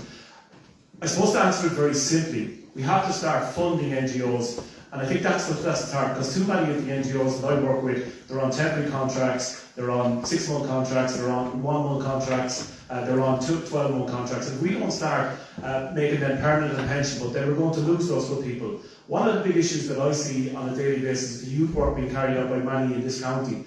And unfortunately, those youth workers are only around for a year or 2 years, and then they have to move on. And the great work that they've done ensuring that we have integrated communities is lost, and lost permanently. And then we have to get another youth worker who comes in on another 1 month or 1 year contract, and they start all over again. And this is wrong. And I think the narrative that you said in relation to NGOs, non-government organisations, needs to stop. Because they're doing the job of government in integration. And that is what's happening in all the communities around. But what we need to see is permanent pensionable jobs for those working in the sector to ensure that our communities are properly integrated and that those people who start the good work actually finish the good work and don't have to go around begging for a job here and there. Thanks for the question. Yes, definitely I believe that the NGOs should be funded properly for this kind of integration in the community, because it keeps peace and harmony, and it increases acceptance of everyone, because we are all part of the same society, and there should be a lot of mutual respect for each other and resilience for each other. Thank you. Thank you for the question. And again, yes, funding is definitely an issue. And if we look at these groups of people that are looking after healthcare, looking after mental health within your youth system and all of that, and no funding, it's not going to work. We have people coming from all various different parts of life who need sustainable people to look after them. And you spoke about, you're in bother and people here would know and all of that. And I have to say to you, we also, within society, need to respect each other. From regardless where we come from, regardless what our sexual orientation is, there needs to be more respect for people, and there's an awful lack of respect currently. And we have to sit up and call that out for what it is. So I firmly believe we need better pay for conditions that they work in, and we certainly need to see an improvement in how we view each other as people here in society. I think one of the first things we need to do is actually name what NGOs are and what they are within our community. We have Newbridge Family Resource Centre here, which provides untold resources to the community. We have mental health organisations. We have organisations like Tiny Towns Groups. The NGOs, non-government organisations, the community and voluntary sector are the very fabric of every single community that we have.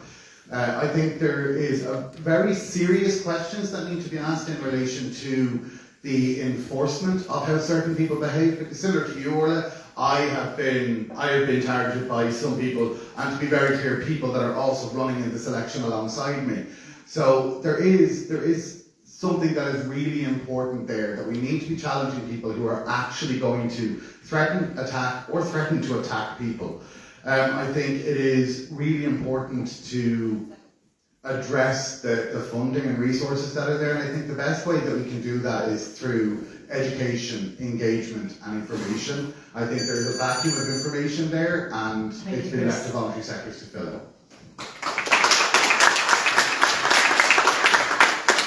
I think there's two parts really to what you've asked, Orla, and I am really sorry that you're going through this particular situation at the moment. Firstly, in terms of supporting NGOs, there needs to be multi-annual funding. Certainly, there needs to be a clear focus on what groups are doing and how they are supporting integration and other different elements that they're doing.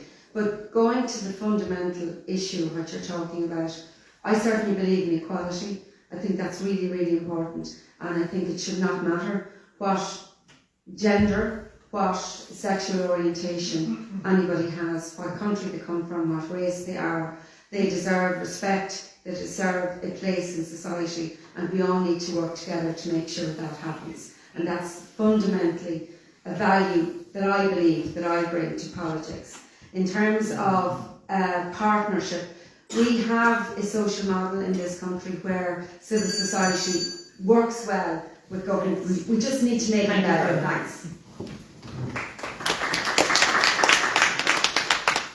I believe in supporting and encouraging the activation of civil society in all its forms. I think, I understand where you're coming from, Orla, in terms of the question around anti-NGOs, but what I would say, whether it's a yes or no to Back to that is NGOs covers it, and Chris has touched on it, covers such a myriad of different groups and organisations. An NGO can be 2 people, or it can be 1,000 people.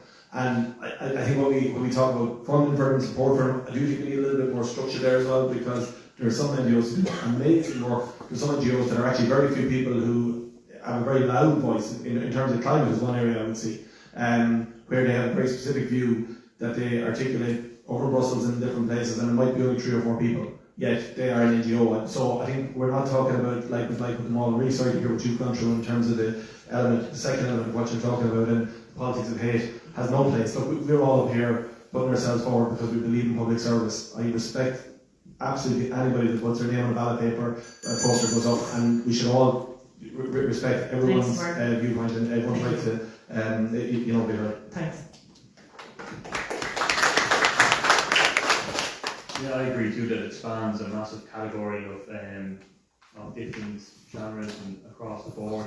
I think really, if we can cut a lot of the wasteful government spending, and plenty of examples of that, then we can look at what's essential for funding. I work myself very closely with Women's Aid in the past week from the courts and family law, and I think that there's massive look into disability schools over the last week, and they're all kind of crying out for funding, and there's some harrowing stories there. So I think it needs to have a strong look at, and just regarding hate, nobody should be getting death threats. It's not something that anyone should be condoning in society. So yeah, that's how I feel about it. Thanks.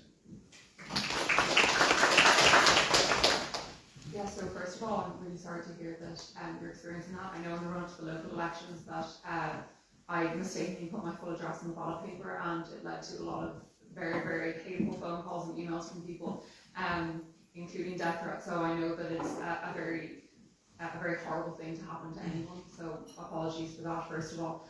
Regarding NGO, I think that we want a sort of 2-pronged approach, which is one, there's so many organisations that, for example, are crying out for multi-year funding, and that's something we totally support. I've met with people from Top Term, and during the local elections I got to go with Family Research Centre, meet with people there, and also people from Men's Aid about the lack of funding and their inability to function because of that. And what we also want to see is, I suppose, a review process because there are so many, for example, NGOs, to see what the cost-benefit analysis is, to make sure that there is an adequate level of support is being spread across those organisations, instead of, as we said earlier, the loudest voice is getting the most support. Yeah, great question. So my first experience of an NGO was when I was working in Zimbabwe with an educational Irish humanitarian NGO. We were building classrooms over there. Working over Africa with refugees and displaced people. Ireland spends about €1 billion every year in development aid, and that's money well spent. The solution to the immigration crisis across Europe is in the countries of origin where these people have come from. If we can level the playing field, give them a fair shake, let them stay in their home countries rather than coming here and putting pressure on the politics here and polarising the politics as well, which isn't good enough. To answer your specific question about how do we stop the polarisation of Irish politics, or politics in general, I would say keep an open mind. I do a lot of media work on radio and TV, and I'm always uber respectful to everybody, particularly the people who I happen to disagree with. And to be fair, just want to compliment everyone on the panel here and this evening, and for a very well organised and courteous debate as well. So thank you very much for your question.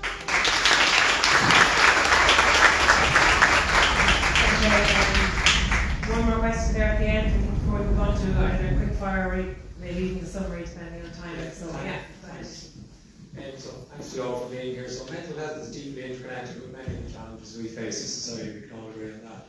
It's a symptom of the housing crisis we're talking about. It's a symptom and a challenge of being a carer. It's a contributor to criminality and wider healthcare issues. It's a critical concern for our own traumatised individuals in the country and the international protection applicants who arrive with significantly traumatic experiences that all need to be addressed. As someone who worked as a counsellor in the HSE until earlier this year, I saw firsthand the immense strain on our mental health services. And I do have a question. With wait times of up to 12 months for trauma therapy and 6 to 12 months for primary care counselling, this is meant to be a cornerstone of long-term care, which is mentioned to provide quick access to services in local communities, yet these wait times are clearly telling us something very different. On top of this, there is an embargo on recruitment for essential positions over the past year. My own role, for example, has not been replaced and I left in February. So my question is Do you recognise the severity of this healthcare issue? What is your response, and how will you address and improve mental health services to ensure not only the people in South Kildare, which is of significant importance to me, but also in Ireland get access to those services, including those international protection applicants that we were talking about here today? I'm going to start from the middle out, so we'll start with Chris at the end, and then we'll come back to Cathal and into the middle again. Thanks a lot. So first things first, my former chair, the former party leader of my party was the chair of the Inter-Party Staunch Care Committee, so it is something that we consistently agree with pushing. Currently, I think nationally we're looking at 5.6% of the health budget going to mental health. The Social Democrats are committed to that being at the very least 10%. Mental health needs to be addressed in our communities. We also need to be addressing the equalisation of funding for Section 39 workers, for those working within the mental health systems, in order to keep them working for us so that we can address those waiting lists. I think there are, again, it goes back to the NGOs question, because there are a multitude of different charities and NGOs that also deal with mental health, who are not being funded to deal with either prevention or education at all. And then, as part of our education policies, the Social Democrats are also committed to ensuring that we have counsellors within schools to help students deal with issues that teachers are not trained to be dealing with.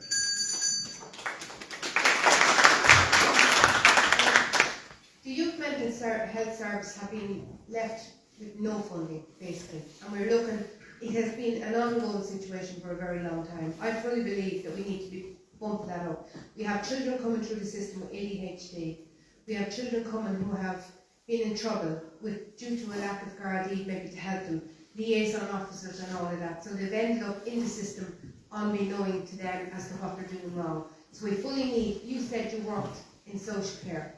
You know what that's like, you know what the system's like. We also have young offenders coming out of prisons, and there is no system there to help them when they come out of prison. They come out, they get back into the system, and it's a catch-22. So we absolutely need to see more funding for all of our young people and for mental health. Then we move on to our older people. And we now have older people for the first time ever who are struggling with budget funds and mortgages and everything else, and their mental health is suffering. So we need to deal with it across the spectrum and across the board. We have, I suppose, we have our teachers and all of them who are working trying to struggle through systems. It's not for them. Thank you.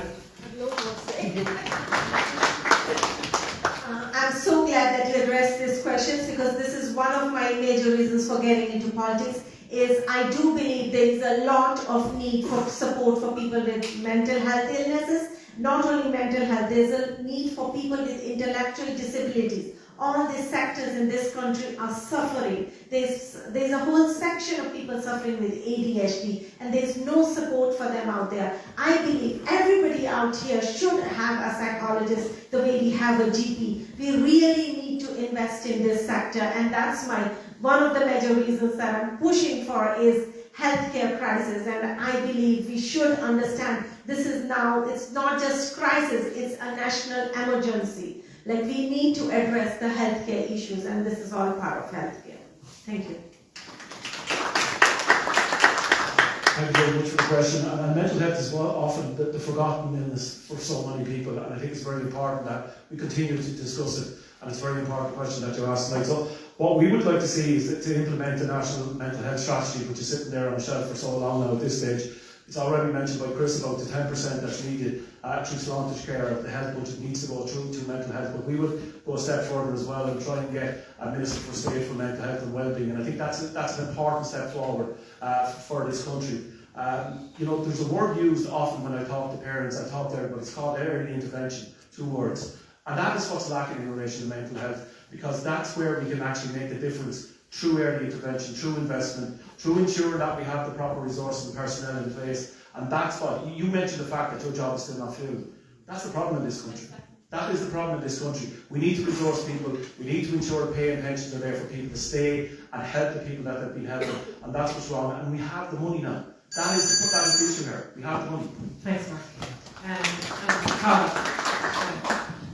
Just a great question again. I just want to agree with Chris. 10% is the international best practice. We're about 5.5%, so we're spending half of what we should be spending on mental health. We need to rebalance the budget. And so there's 3 steps. First of all is prevention, as you quite rightly pointed out. Prevention has got a lot to do with basic logistics. You've no home, you've no hope. So solve the basic logistics and help with prevention. Number 2 is early diagnosis and intervention, as Mark was saying, vitally important. And number 3 is that we're really fine down is the referral pathways for more specialised treatment for eating disorders and people who actually need psychiatric assistance as well as psychology support. So I'm 100% on board what you're saying. The stigma from a mental health point of view, things are improving. We certainly have a long way to go. Thank you very much.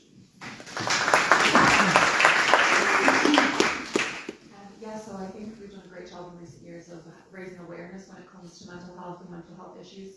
But I think the problem there is now people are finding when they reach out for support, the support's not there.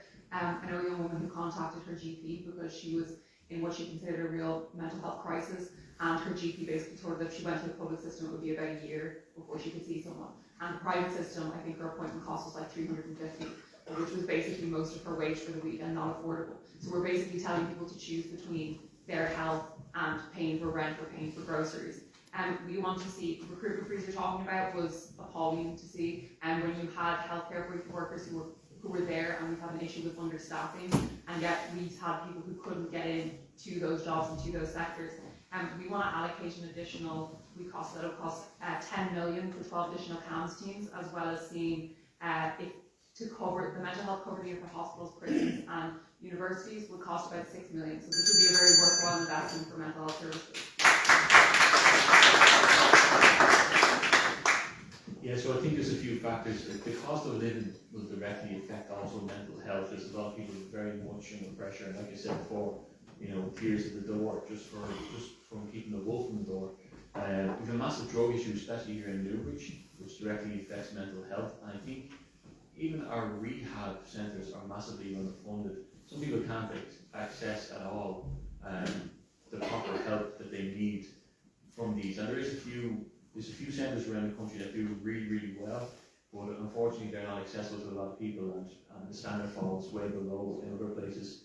I think that there's lots of crazy waiting lists, but like private care is not affordable to anybody. And our nursing bill, we did sit down, and the embargo, as you mentioned, was one thing that needs to be lifted, and that's what the nurses are also saying too. So I think we need to look after our professional healthcare workers and additional needs and our basic needs as a matter of urgency in this country.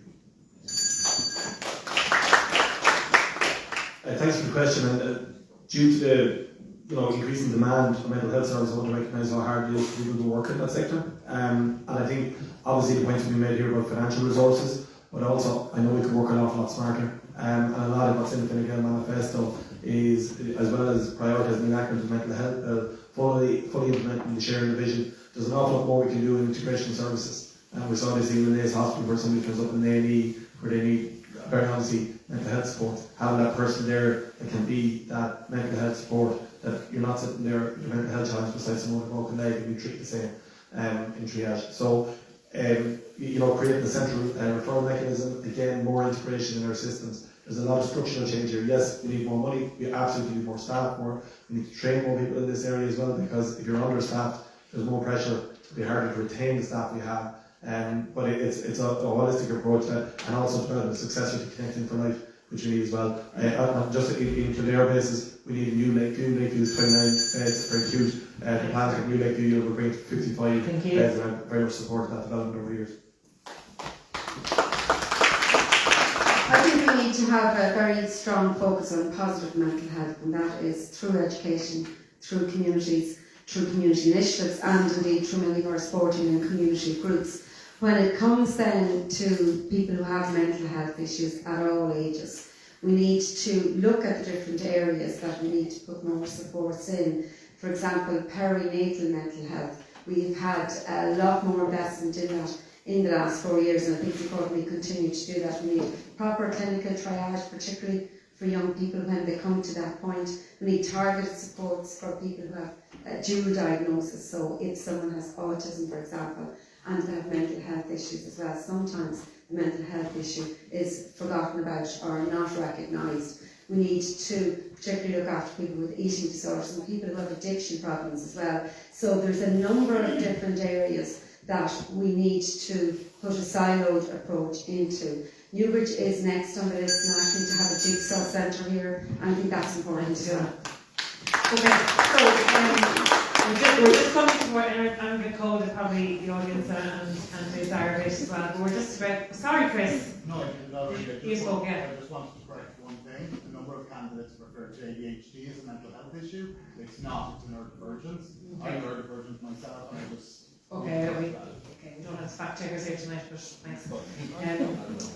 So there's two people in the audience who want to ask a question. We're really running short of time, so if we can ask a really quick question and give a really quick answer, we'll move on then to the summaries and then everybody go home for the night. So just yourself down at the end there, please.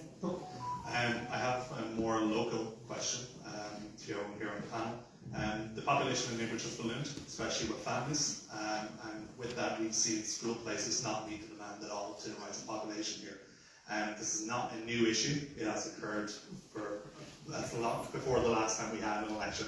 It was still a doorstop issue, and it's just gotten worse. So my question is, for those of you who are on the panel that are looking for a return to seat, what is your excuse for why this has happened to Newbridge and we are still facing the issue? And for those who are looking for a seat, what are you going to do differently? Okay. 30 seconds. So I'll ring the bell in 30 seconds.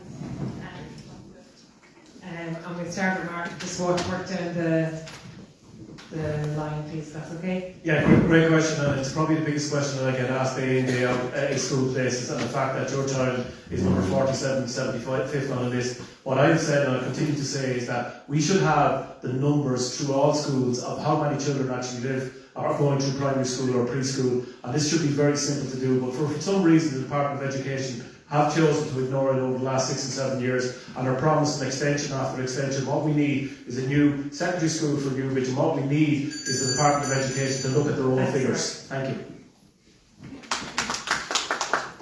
Yeah, it's a serious issue for Newbridge. There are not enough schools for everybody out there. What we are proposing is direct link buses, so at least it can take students from one place to the other, where they get an admission in schools in a different county or a different place. At least they have a way to get their transport system to take them there. But again, it comes down to infrastructure. Because of the poor infrastructure, just building houses and not building enough hospitals or schools has led us to this situation, and we are in it now. Yes, I've been on to the Department of Transport and the Department of Education around this issue, and I will continue to do that. It has been a failure of the Department of Education, and when I go to make representations for people around this issue, they are being told that there's doubling up of people going to school places. So the list is double or treble, and that's why the school places are not there. But I've not been in government. I would like to maybe get a chance to work with Newbridge around schools, and it definitely, we do need to have better education and better schools here. Okie dokie, so first things first, there was recently a land that was up for sale. I pushed for the Department of Education to purchase it. I was ignored by the Department of Education. I do understand it was not all for education, but it would have been a start. We need a centralised application system so that everybody is applying using one application and they're allocated spaces on that. One of the things that has become really, really prominent lately, especially in relation to the students who don't seem to have places, the majority of them are girls. The PBS is expanding, Holy Family is not expanding, and that's where the issue seems to lie. I've never been a government TD, but I want to be a government TD, and this would be absolutely one of my priorities. In terms of Newbridge, as a growing town, we have a number of extensions. The Holy Family have actually applied for an extension, and they will be getting one. And that's not to say that we don't need to plan for more. In terms of the 46-acre site that was for sale, 10 acres of that are zoned educational. I have been liaising between the department and between the buyer in terms of trying to acquire that particular site. I do want to see a new school for Newbridge in time, but ultimately one point I want to make is that what happens outside Newbridge has a really big impact here. So the delay in delivering the new school building for St Paul's and Monastirevin directly impacted because a bus comes from Monastirevin every day to the Holy Family. And therefore the new school building for the current plus primary, which I disagree with going into Kildare Town, I believe they should have remained in the current camp. That's going from 150 pupils to 1,000 pupils. That increase in capacity will take a lot of the students who currently come from outside Newbridge into Newbridge, leaving Newbridge schools more for Newbridge pupils. Fine Gael has it in its manifesto as well to support schools, the administrative costs of joint enrollment policy, which would take away the need for students to apply to support schools. Yeah, so I'm not a TD, but the population problem I think has a lot to do with inflation and the cost of housing. A lot of people coming down from Dublin puts much more strain. A lot of things come back to this. We need to tackle this first and foremost. Also, in the nursing policy that we wrote, we have to really look after our nurses. They're up and leaving the country, and we're being left, and that's a massive problem. It's not just that we're lacking in school places; that we're lacking with nurses, teachers, to do that. So we need to look after our qualified teachers. Yeah, so I think when it comes to school places and the growth in population, there's in general maybe a kind of lack of accountability with that. We've been able to see that the population's been growing in the last few years. I suppose my attitude towards it is that I think in general there hasn't been enough pressure put on the Department of Education when it comes to school places in Newbridge. I mean, I've met a lot of families in the local elections and the general elections who are still waiting to find out if a child will be getting into a school place or not, and it's an incredible source of stress. So we want to see immediate funding of secondary schools in areas like Newbridge where there's a great need for it. Thanks. So to answer your question, there's no excuse. A new programme for government will be negotiated probably the back end of next week. It will start, that'll be my top priority. And also the second problem is structural. Even the GAA has club, county board, provincial and headquarter structures. The Department of Education has none of that. There's about 4,000 schools, primary and post-primary, liaising directly with that loan, which is set up to fail basically. So root and branch reform of the Department of Education as well. Thank you very much. Thank you for your brevity on a very important issue for Newbridge. Rich, you have one last thanks million, and I just feel I'm glad to hear everyone has housing. Thanks. I'm glad to hear everyone has housing as a priority as part of their campaigns, but housing can't be delivered without valid planning permissions. A recent report published on the government website lists Kildare as having the highest planning permission refusal rate for residential development of 29 local authorities. It's 37.2% in Kildare. For comparative purposes, in Wicklow it's 23%, in Meath it's 17.5%, in Offaly it's 11.7%, and down the road in Laois it's 6.9%. So if you were going for planning permission in Ballybridis and Kildare Laois border, you're 5 times more likely to be refused in Kildare than if you applied to Laois. Okay, and your question, my question is, what have any of our sitting TDs done to address this, and what reason can we give to explain why it's so high in Kildare? Okay, I know it's a very complicated issue, but see if you can do it in 20 seconds. But corruption would be one. I'll start with you and we'll run down the table. Thank you. In 20 seconds, declare a housing emergency. That will put pressure on the county development plan. And I have my leaflet here under housing. The first thing it says is tackle dereliction and encourage the use of one-off rural housing to urgently provide needed affordable accommodation. Thank you very much, guys. Yeah, so what we want to see is one-off rural accommodation, but also that, for example, within the local authority, that there would be pre-approved plans for housing to make the planning process easier. There's also an issue when it comes to stuff like building regulations, where when they're changing, it means that it creates a longer length of time for building overall. So in order to address that issue with planning... Yeah, so we do have a policy of easing the planning laws. I will say as well that the price of the services is corrupt. They charge the services for water and sewage for building your own shed. The excuse they use for Kildare is that it borders Dublin, but I'm in Castlebyrne at the very south, and if you went 1 kilometre away, it's a quarter the price to build a shed. It's ridiculous. I absolutely support people's right to live in rural areas, and we have to do that in a sustainable way, one that's measured, and as well as supporting people on individual rural one-off housing applications. The development of service sites is something I feel has a great potential, because I know the majority of people move back to rural areas to be close to the family support network, particularly when they're at the stage of having a young family. I've worked with Kildare County Council to identify a number of sites across the county where we can develop service sites with the local need criteria on an affordable basis. I think it's important that we have a planning process, but it should be fair, it should be just, and it should not be absolutely tied up with really long delays. It's important that, as well as houses, that we're building sustainable communities with the services that we need. I do support one-off housing, and I think we're far too restrictive in Kildare in relation to those.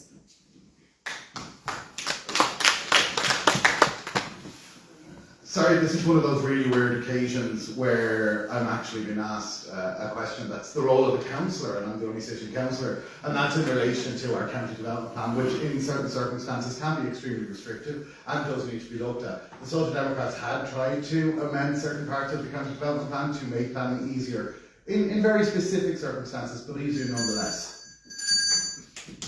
But we spoke earlier around the environment. So I feel the planning has to be looked at on that basis as well. It has to be sustainable, and we have to have proper services put in, and there are issues around ESB and water, so therefore we have to work with that. I am for all houses in the sense that, you know, in the area, and there are... Yes, I just couldn't get out of me all the time. One friend of mine.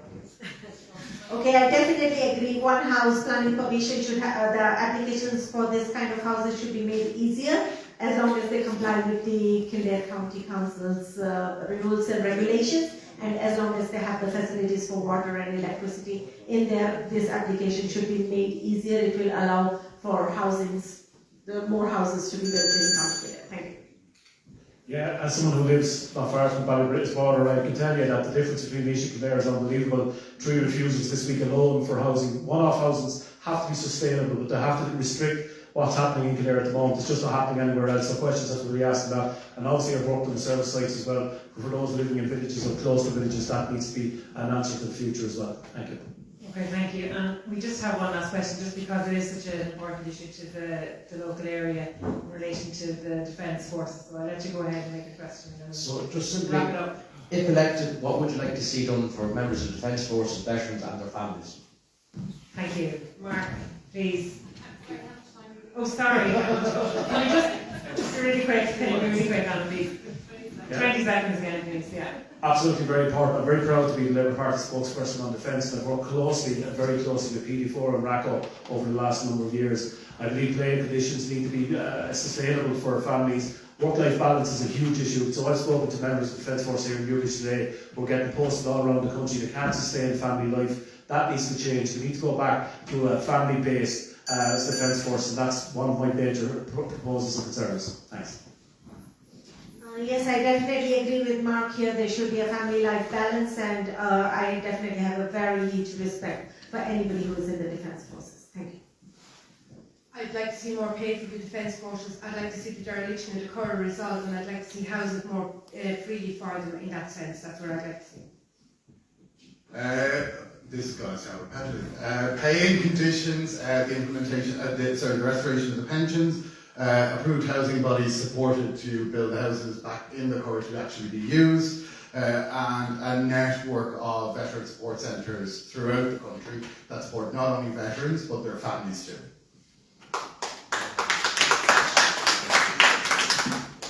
First of all, I'd like to welcome home those that arrived home today from Lebanon, and to wish all of those that are going out the very best. It's a tough time for them.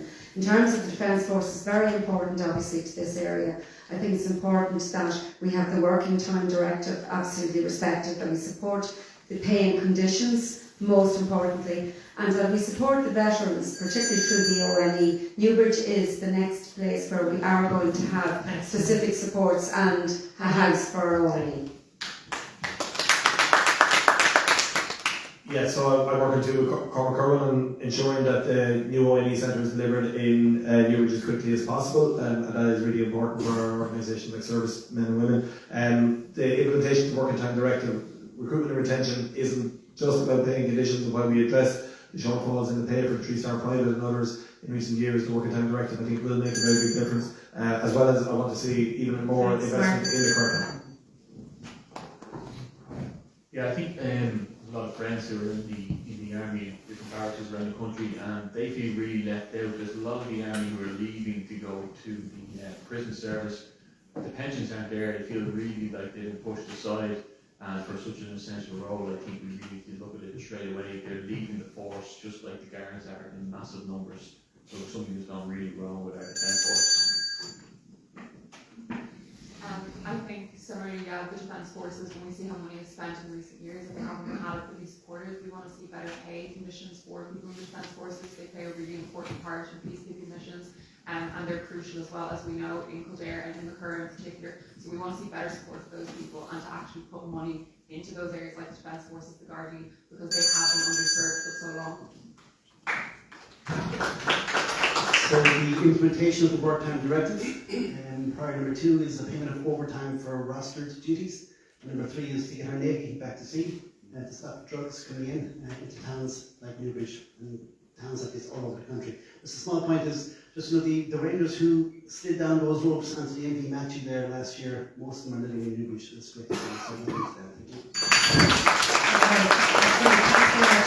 So we're just on the hour, and I just apologise for running over, and thank you all for your patience. But we did promise the candidates that they would have a minute and a half to wrap up at the end. So I'd ask you to try and say something new, say something you haven't already said. Try and talk to Newbridge, tell us what it is about those big national issues that you've heard mentioned tonight that you can deliver for Newbridge. You know the town well now, you know the issues that are in the audience's mind. So yes, please use your time wisely. Who did I end with last time? Yeah, so I'll start with Mark and work down again, please, if you don't mind. Thanks very much, Yvonne. First of all, I want to thank everybody for coming tonight. I think it's very important that you get the opportunity to question us, because that's democracy at its best form, as far as I'm concerned. I'm very proud to be a senator for the last 4 years for this great county. I'm very proud to have spent a lot of time in Kildare County Council as well. And I'm very proud of this town, because at the end of the day, Newbridge is the biggest town in South Kildare, and it needs investment. It needs more Gardaí on the beat. It needs youth services. It needs to make sure that traffic is resolved with that second bridge. And what I can guarantee you tonight, if you vote for Mark Wall on Friday, you will get somebody who's passionate about Newbridge, who's passionate about the people that are in it, and who will use his voice at every opportunity to ensure that he will work for you, your family, and this great community. So I want to thank you all again. I want to wish all the candidates up here the very best, but I'm asking you to vote number 1, Mark Wall on Friday. Thank you.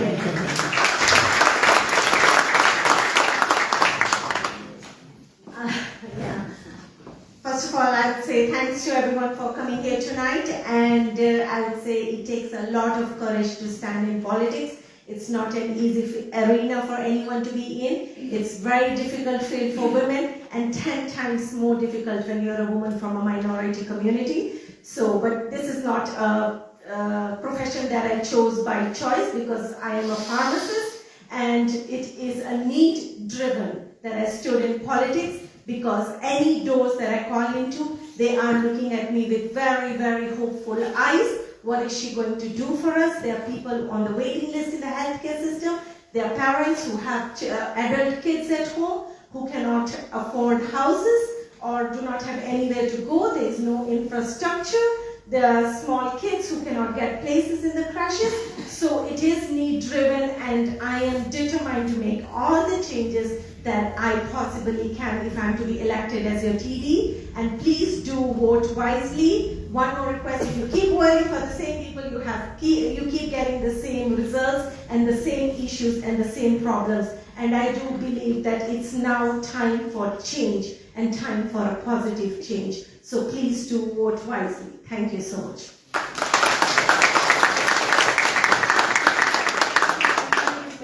Here this evening, and thank you to all of your questions. I think it's very important that we get change currently. We've had a long time of the same old at this stage, and I have been honoured to be a TD for South Kildare. I'd like to continue in that role should you wish me to do that, and I'm asking that you will give me your vote. I have worked closely with older people, particularly our elderly in nursing homes and all of that, because that was my forte of what I was working at. I also have been a former shop steward, and I have worked in manufacturing. So I know the ins and outs of what it is like to be on low pay. We spoke earlier about the carers and how we need to have that change around care. We deal every day in my office with hundreds of people that, over the weeks, that come in around housing. There are huge issues around housing. There are huge issues around dereliction. And Newbridge in particular has a huge issue around criminality and lack of Gardaí. I want to see the Gardaí reinforced. I want to see retention and recruitment built here into Newbridge. And I want to do what I can for you. And I'd like to wish everybody here well, like Mark said earlier. But I would definitely want to be looking for a number one vote off you as well. So I'm asking for you to help me retain my seat to work for you here in Newbridge. Thank you. Well, everybody else stood up, so I suppose I have to. So I suppose I am a local candidate. I do live in Newbridge, but I'm not a parish politics candidate. I'm a candidate that prioritises policy so that we can ensure that we get the greatest response and the greatest reality for the people that surround us. My priorities, as I've said before, will be housing, specifically supported accommodation for people with disabilities or older people to ensure they can continue to live in their own communities.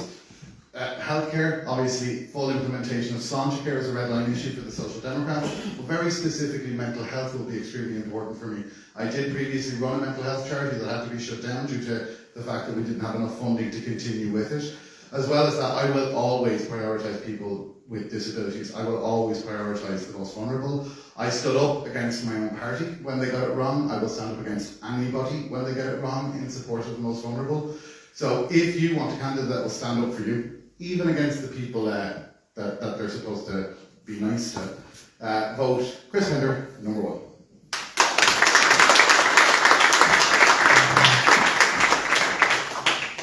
I strongly believe that Newbridge needs a government TD living in Newbridge. I'm living here 40 years. I've been committed to developing and supporting individuals and communities. I believe that we need strong investment, physical investment in Newbridge, in our public realm. When we look along the main street, we can see there has been a lack of investment over the last number of years. So I want to prioritise that Newbridge will be a safe place to walk around, that we'll be able to support local businesses, that buildings that are derelict at the moment will be repurposed. They're the main issues that I'm concerned about, as well as ensuring that every child has a school place, and particularly those with special needs. Having enough special places in SET, places within schools, has to be a key priority, as well as ensuring that supports for those that have disabilities. I think it is an area that we have failed in, and we have to do far better. So I'm asking you to give me your number one vote on Friday to prioritise Newbridge, the largest town, as everybody has said. I live here, I care about it passionately, I care about everybody that lives in it, and I promise you, nobody will work harder for Newbridge. Thank you.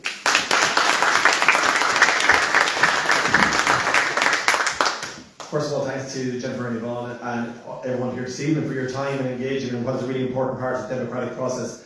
It has been the honour of my life to serve as a TD for Kildare South since 2011, to have the people of Kildare South in 3 different elections put their trust in me to be one of their representatives. That's a job I want to continue. I want to continue to work for the individuals here in Newbridge, for the businesses, for the community groups, and for all the different people that I've engaged with throughout that time. Obviously, I want to see delivery of really big key infrastructural projects like the second bridge from Newbridge, like delivery of the fairer fares and support those people who commute. But more than that, in my time, using my time as a government minister, I wanted to see more investment into Kildare, that those who don't want to commute, those who want to work locally here and have a better quality of life and have the opportunity to do so. I used my position to make sure that the ASIO considered South Kildare for the site for their €200 million investment, and that when they became under pressure with the planning process, that they were supported in that time through Kildare County Council and others to make sure they didn't leave and we didn't lose that investment. That's the type of investment that I've helped deliver here, and the jobs that can make a real difference to quality of life. I want to see that continue. You know, by having those resources here, and resources that we can invest in our area, it means we can deliver more for our community and recreational space. The multi-use sports campus for Newbridge is a must. A public swimming pool for Newbridge is long overdue. I'm determined to deliver that in the next fall term, and we are making really good progress in that space.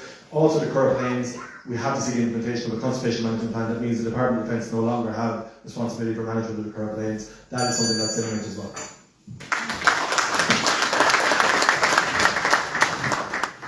Yes, I want to thank everyone for setting it up and inviting me and for arriving here tonight. You might have noticed, well, maybe you didn't, but on my posters I'm not as smiley as everybody else, although a lot of my posters have been removed out of Newbridge by people. But look, I didn't want to be here. I never was really considering. I was happy as a court registrar and being a civil servant. But I just feel as though Ireland has taken a very bad turn in the last few years. And this is very hurtful for me as a father, as a carer. There's, being someone who's at the doors myself always, and the council team are just volunteers who help me out. People are in a really, really bad way across all the towns in South Kildare. I don't think it's good enough. I think there's massive wasteful government spending. I think the money is there. They're not, and we can talk about phone pouches and security codes all day long. They're not giving it to the people. The working class feel really hurt. The elderly feel left out with massive lack of funding towards their pensions, the GP cards, medical cards. It's just, I think the country, the tourism has gone out of this country. The hospitals, people are sitting on trolleys for hours on end, and there's empty promises set up time and time again. So we need sensible policies and honest people to walk and speak for us in the doll. Thank you.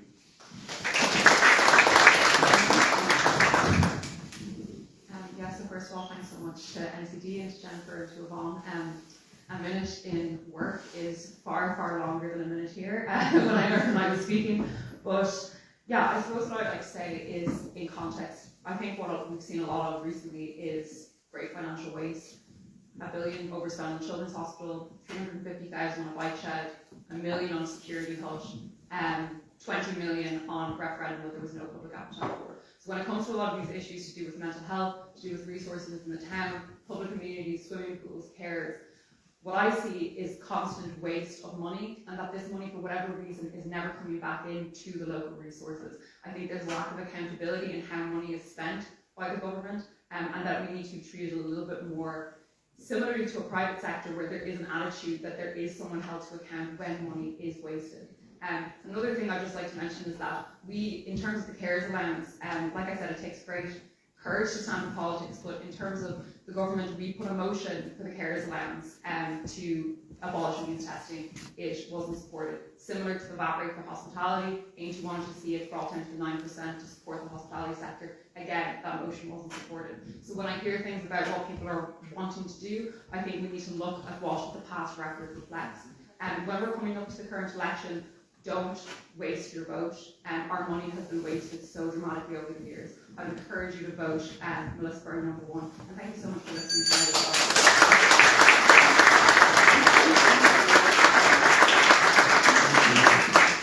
Good evening, everybody. Just to say thanks to the organisers as well for organising this excellent event. And thanks for coming here tonight, particularly if Friday is going to be your first time voting. So congratulations. I would say, first of all, please come out and vote. Vote for whoever you wish, just vote. There's so many countries in the world who don't have this privilege. Also, I'd say is we were one of those countries 110 years ago. Just bear that one in mind as well. That's number one. Number two, I've been asked to say something different, so here goes. I think Newbridge should have the status of a university town. But we've seen what it's done for Carol, and we've seen what it's done for Maynooth. We had a defence academy about 2 miles out the road there, and we should be leveraging that for sure, and all the spin-offs that come from it. Centre for Leadership, for Peace Studies, International Relations. We should certainly look for university status for this town, because it's definitely worth going for. Obviously, we're in favour of all the infrastructure proposals. We're still behind Naas. No disrespect to anyone from Naas here, but we're catching up. With a better shopping centre, a better cinema with the county grounds. We're soon going to have the county library. I would say as well, the Riverbank Theatre hasn't been mentioned here. There's a plan to redevelop the Riverbank to make it even better than the Moat Theatre in Naas. So obviously we're hugely in favour of that as well.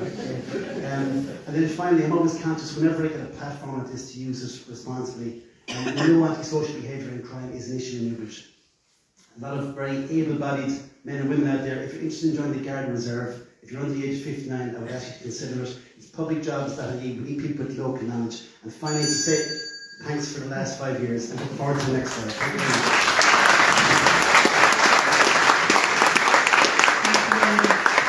So thanks. We just need to give a few thanks before we bring proceedings to a close tonight. So firstly, thanks to the candidates who generously gave us their evening and accepted our invitation to come along tonight. It's not easy. I know I wouldn't do it. And I definitely have a lot of respect for you for putting yourselves in front of the audience tonight. Thank you to the audience. Give it a clap for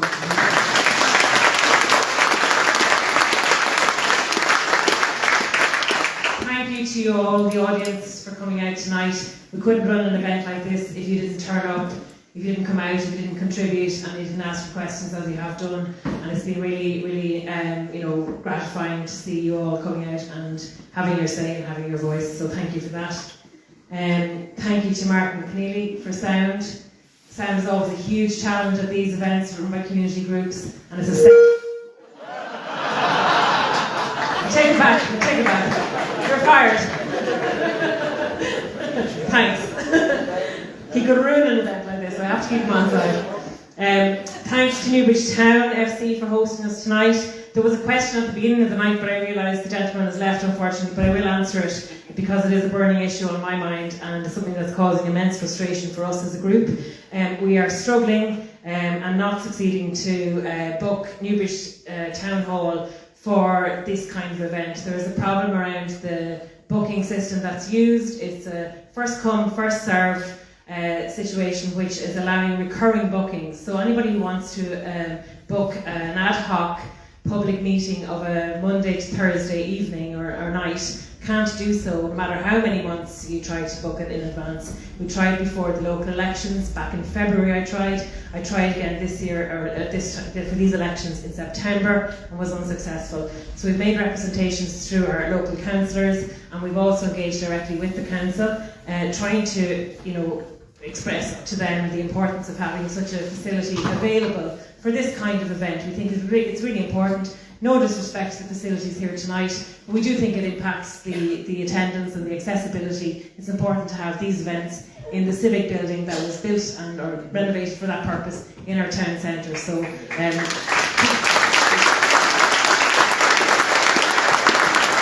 we will be continuing to try and get that across for our councillors and council. And I would ask you to, if you can support that message in any way now and beyond the election time, please do.